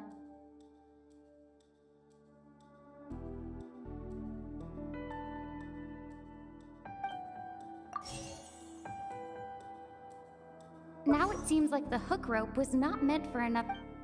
The water from the primordials. The deceased's name is Cowell, Linny's assistant. The water from the primordials.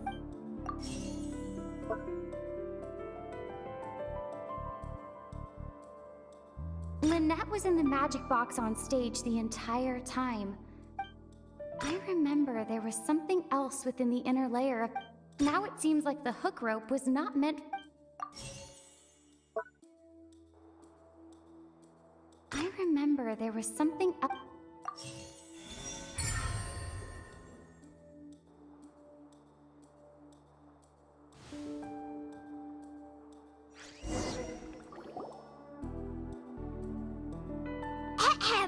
It's Ace Detective Paimon's time to shine again! In the original plan, Cowell would tamper with the water tank rope and the number selector securing his target. When the magic box containing Halsey was lowered, the metal hook would retract gradually and pierce the balloon at the top of the box. When the balloon attached to the box popped, the water from the primordial seed inside it would pour down and dissolve Halsey. Afterward, Cowell would enter the tunnel and break the flower vase to conceal the water inside the tunnel, with the remaining evidence being covered up by the water tank on stage. But he encountered something unexpected in the tunnel and wound up being fatally hit by the same water tank he meant to use to cover his tracks. Huh. That does make sense. That actually links together a lot of the more confusing pieces of evidence.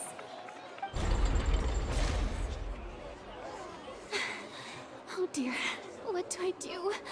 Even I think they sound convincing now. Have I falsely accused an innocent person?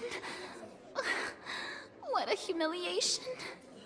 Now, it seems like the only point of contention remaining is the exact circumstances that led to Cal's death.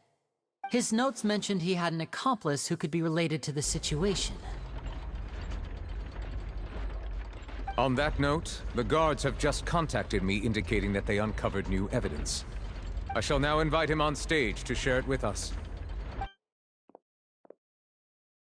Thank you, Your Honor. We were just inspecting the luggage of the other people involved in this case. And we found an identical sample of the water from the primordial sea among Linny's personal effects. What? That can't be. Oh,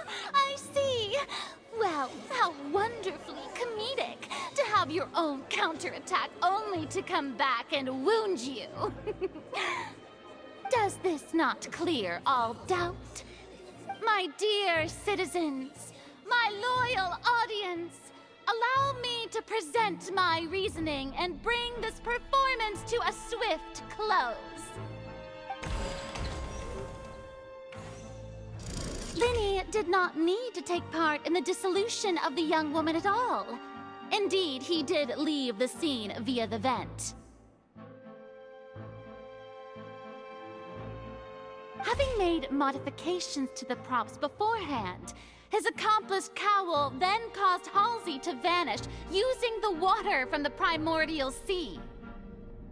But upon his return, in cruel avarice, Linny desired sole credit and prepared to do away with his partner in crime. Ultimately, he knocked Cowl out, and the tool meant to cover the crime up also became a murder weapon. Now, as much as I regret having come to such a viciously straightforward conclusion, it does seem that the famed Fatui is quite the cold-blooded and ruthless organization.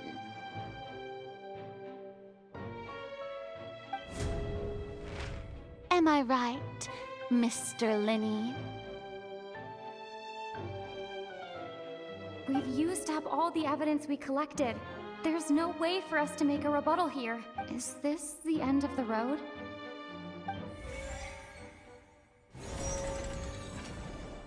Oh no!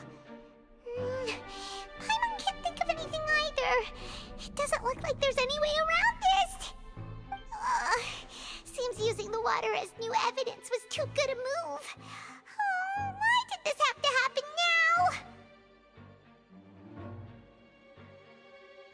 I think we've all seen enough now, and we have ample witnesses to my flawless reasoning. I believe this is indeed the finale. Now then, my good, noble Chief Justice, should we not, in your view, move... Excuse me, everyone, but I must interject. Miss, I must ask you not to shout, and to respect the ongoing legal proceedings. Oh, come on. Don't be hasty. I have a good reason for interrupting, you know. Now, would anyone here like to take a little break from all this debate and see a little magic? I'll show you an amazing trick. One that can bring a young woman who has disappeared back in the flesh, right before your very eyes. Please, do the honors, Mr. Linny, if you would be so kind. What in the world is she saying? No offense, miss, but miracles like that are beyond my scope as a magician.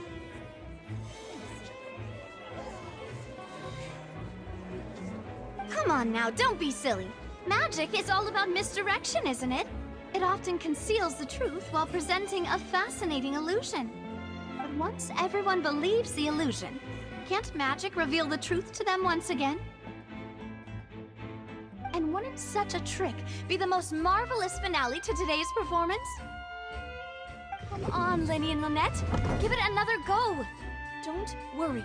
Spina di Rasula has made the necessary arrangements on your behalf. But, as the magic makers and stars of the show, I think I should leave the final performance to you. I understand.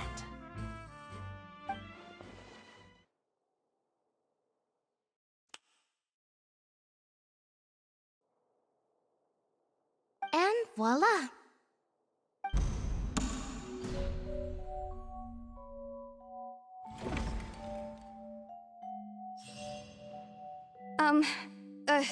Sorry for the interruption. Wait, isn't that Halsey? So the whole thing about people dissolving wasn't true after all? To be clear, I'm only here because this person told me that if I testified, the merit of doing so would lessen my sentence. I was hiding outside this room listening to the proceedings because I was afraid that I would be the one put on trial. I was just feeling happy that no one had noticed me, and then before I knew it, she caught me. That'll teach you to underestimate us three. Where should I begin? I'm sorry. I'm the one who killed Cowl. I admit it. What? Why? Firstly, my name isn't Halsey. It's Lillian, and I'm originally from Mondstadt. I heard that Linny's show was gonna be a real thriller, but I missed the chance to buy a ticket, so I stole one. That's how I make a living. I steal stuff here and there. And I'd never been caught before. But I was noticed at the harbor a few days ago, and I barely got away. Linny was the one who caught me in the act. Hey! No wonder you look familiar! So you were the thief! Liddy even mentioned that you were pretty skilled. Well, and I thought that would have been the end of it, but then the number selector chose me. He even mentioned the Fortress of Meripede. That's a prison, isn't it? So you can imagine how shocked I was. I thought he was onto me for sure. So I played along with the show while looking for an opening to flee, but then I got water poured on me for no reason, and then someone jumped into the tunnel to nab me. I wasn't going to take that lying down, so I knocked him out and stuffed him into the box. There was nowhere to run from there, though, so I had to change my clothes and hide in a box containing performance costumes. I slipped out after the first guard arrived at the scene and continued hiding inside the opera house. Can a person even hide in there?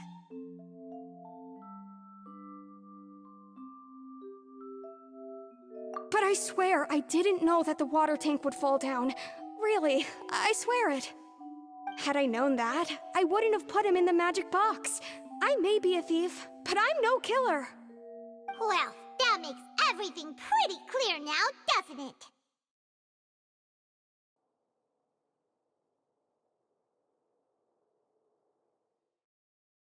This time, we need to tell the entire story from Lillian's perspective.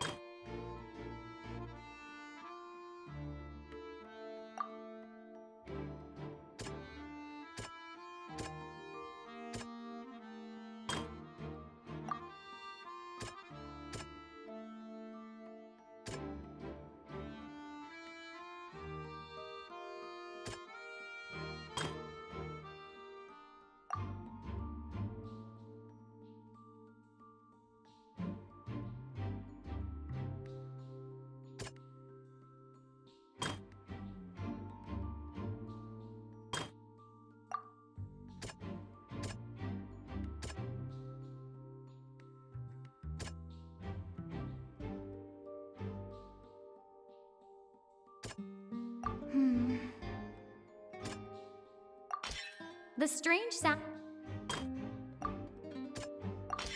The flower vase was not broken to cover...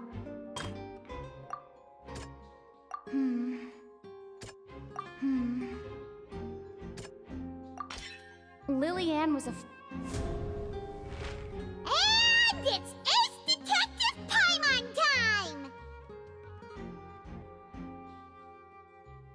Having been selected out of the blue, Lillian panicked. Her panic only intensified after she entered the tunnel and had water poured on her head. So she kicked the door open, producing the thud we all heard. Hearing the commotion, Cowl leapt into the tunnel, only to discover that Lillian had not dissolved. He did not know that Lillian was not from Fontaine, but was a thief who made her way in by stealing a ticket.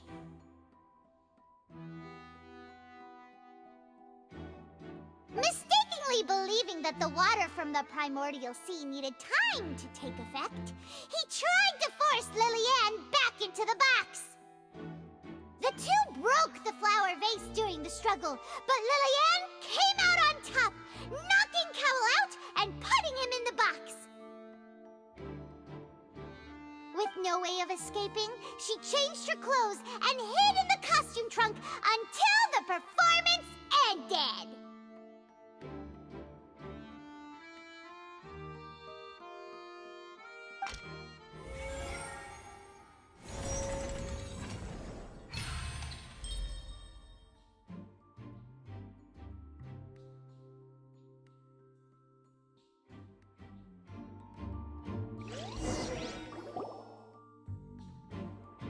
She knew that she would have to go through guard inspection if she tried to leave afterward.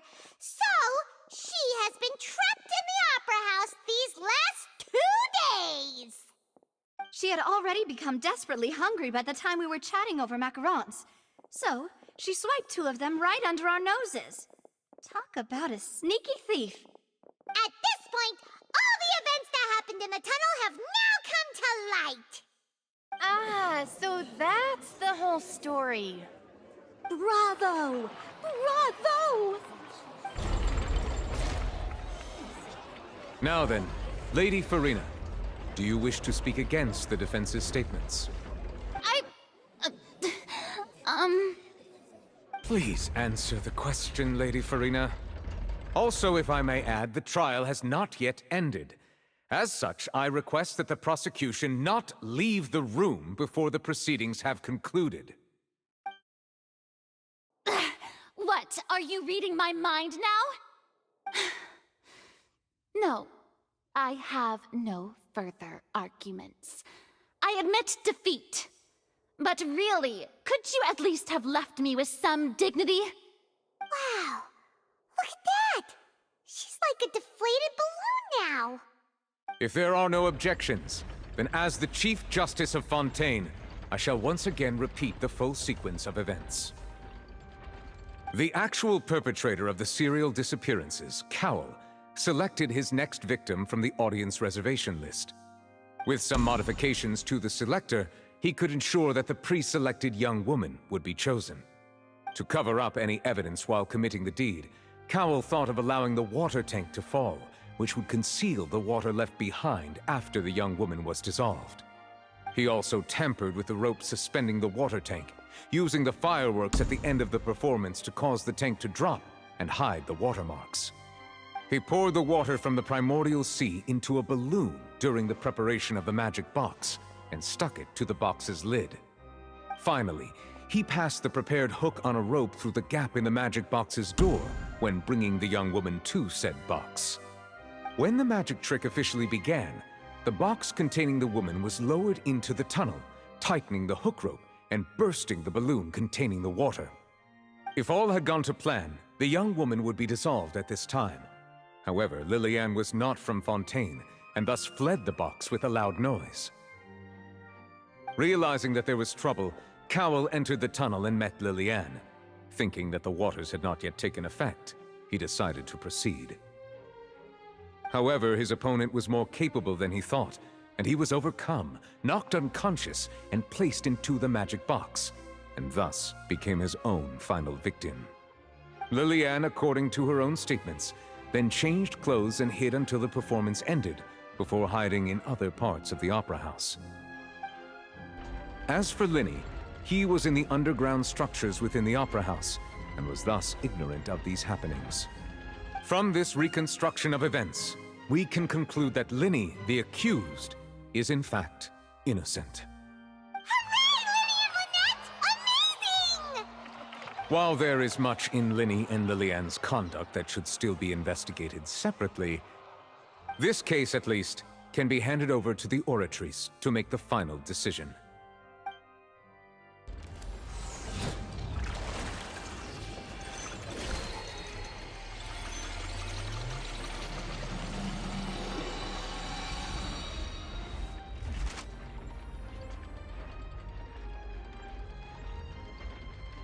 As such, Linny and Lynette are officially declared not guilty.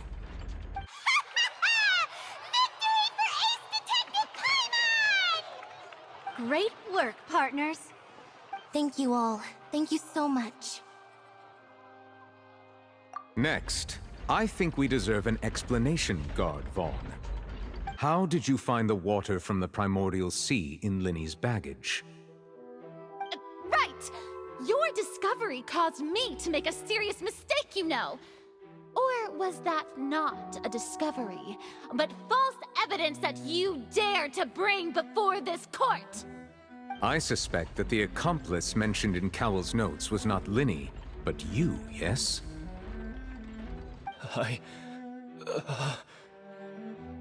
I'm sure you know what you must do to lessen your sentence. Speak quickly! Unless you want to earn yourself a one-way ticket to Coupon Town. I was just following orders. We were supposed to place blame for the serial disappearances onto Linny, and thus cause suspicion to fall on the Fatui. The higher-ups said this was the best opportunity to do so. And now that your plan has fallen through, and the secrets of the water have been revealed, you have become a liability to said higher-ups, yes? Therefore, you would be wise to tell everything you know, and seek the protection of the guards. Yes, I'll tell you everything I know. Our boss discovered that the water can cause people to dissolve. It can also be made into a potion, which when extremely diluted, can cause people to experience unforgettable exhilaration. We've been in this business for a while now, and have made decent more off it. The disappearances were also the boss's idea. I mean, this is the boss we're talking about.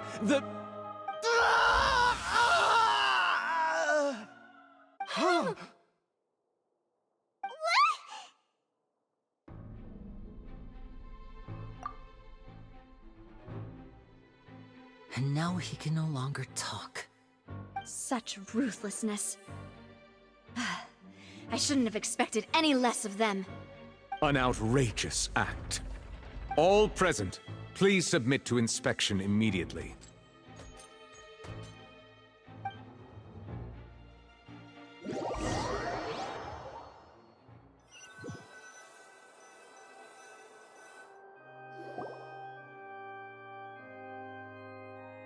So, we're just going back now? That's true, but... Traveler, Paimon! Please wait.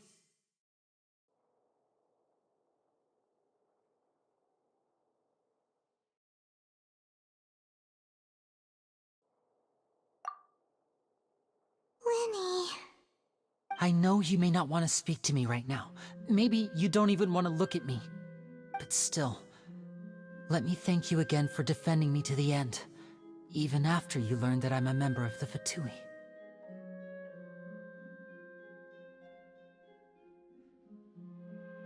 I guess. But regardless, I'd like the opportunity to set things straight. I didn't approach you with any ulterior motives or ill intent. I've spoken to you as myself, just plain Linny this entire time. As for why I'm a Fatus, it's because the goals of the House of the Hearth align with those of an orphan like me. That's all. That was how Father, who you might know as the Knave, approached recruiting us back then too. The Knave? The one who controls the House of the Hearth? She's your father? That's right.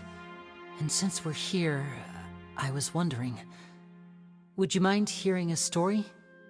It's about my past. Back when our parents first died, Lynette and I were left wandering the streets. To survive, I took to surreptitiously observing an older street performer who did magic. It took me several days to figure out how he pulled off his amazing tricks. I took my sister through several streets until we found a crowded corner, and we began to perform magic tricks there. To my surprise, we proved to be pretty popular, and we could at least stop worrying about where our next meal would come from for a time. But I didn't want my sister to remain a street rat together with me forever. Before long, an aristocrat came to me and claimed that he wished to take us in after watching my performances. So you went from orphans to nobility just like that? That was how we felt at first too. As if fate was on our side and we could say goodbye to those painful days. But I gradually discovered that while we were called foster children, He was really after my talent for magic tricks. He would constantly take me to all sorts of banquets to garner attention, which he would then use to expand his social circles. That doesn't seem too bad either. Better than roaming the streets at any rate. It took a while for me to realize just how dark his heart really was. After one particular performance at a banquet, I discovered that Lynette was not on the same return vehicle as me. I waited a long time after we returned home, but she did not come back. I went to that noble's bedroom and asked him about her whereabouts. The answer he gave me was, she caught the eye of the most eminent person at the banquet, so I sent her over as a gift. I mean, you'll be able to perform your magic regardless of who your assistant is, yes? Oh no. So he was gonna... But wouldn't Fontaine's laws deal with such people? As far as outsiders are concerned, this is a relationship akin to adoption or foster care, and they have their ways of escaping the eye of the law.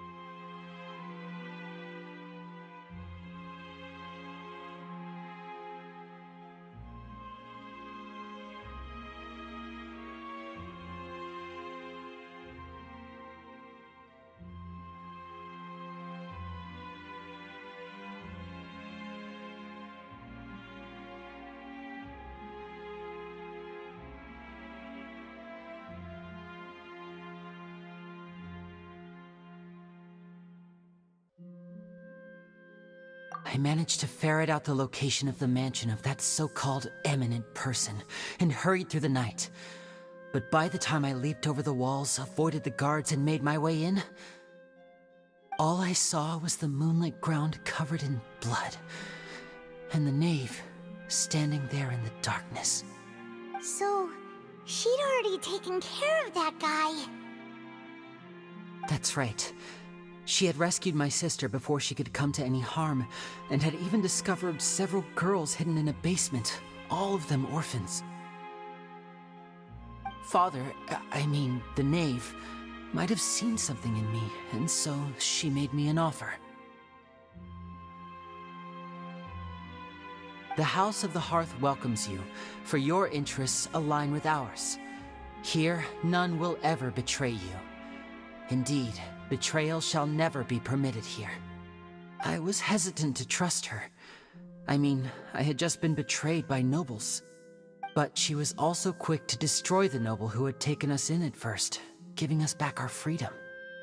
Oh, so that's how the two of you joined the House of the Hearth.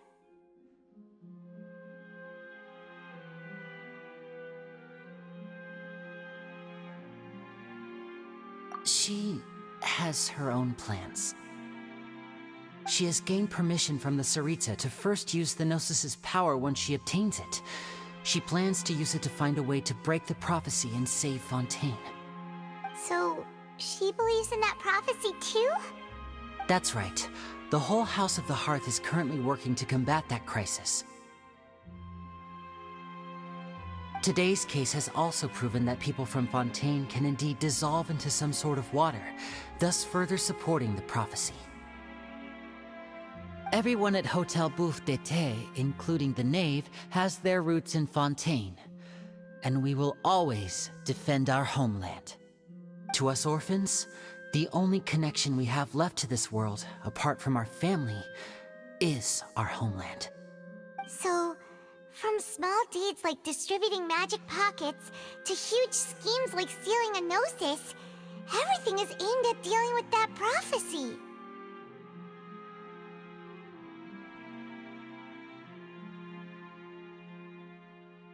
It's all right. I understand. The only thing I can do is relate all this to you. I just hope you can understand that even as a member of the House, I have never stopped making my own decisions, and that I believe what I'm doing is right. If you should need anything at all in the future, feel free to find me. I will do my best to help you, as plain Linny.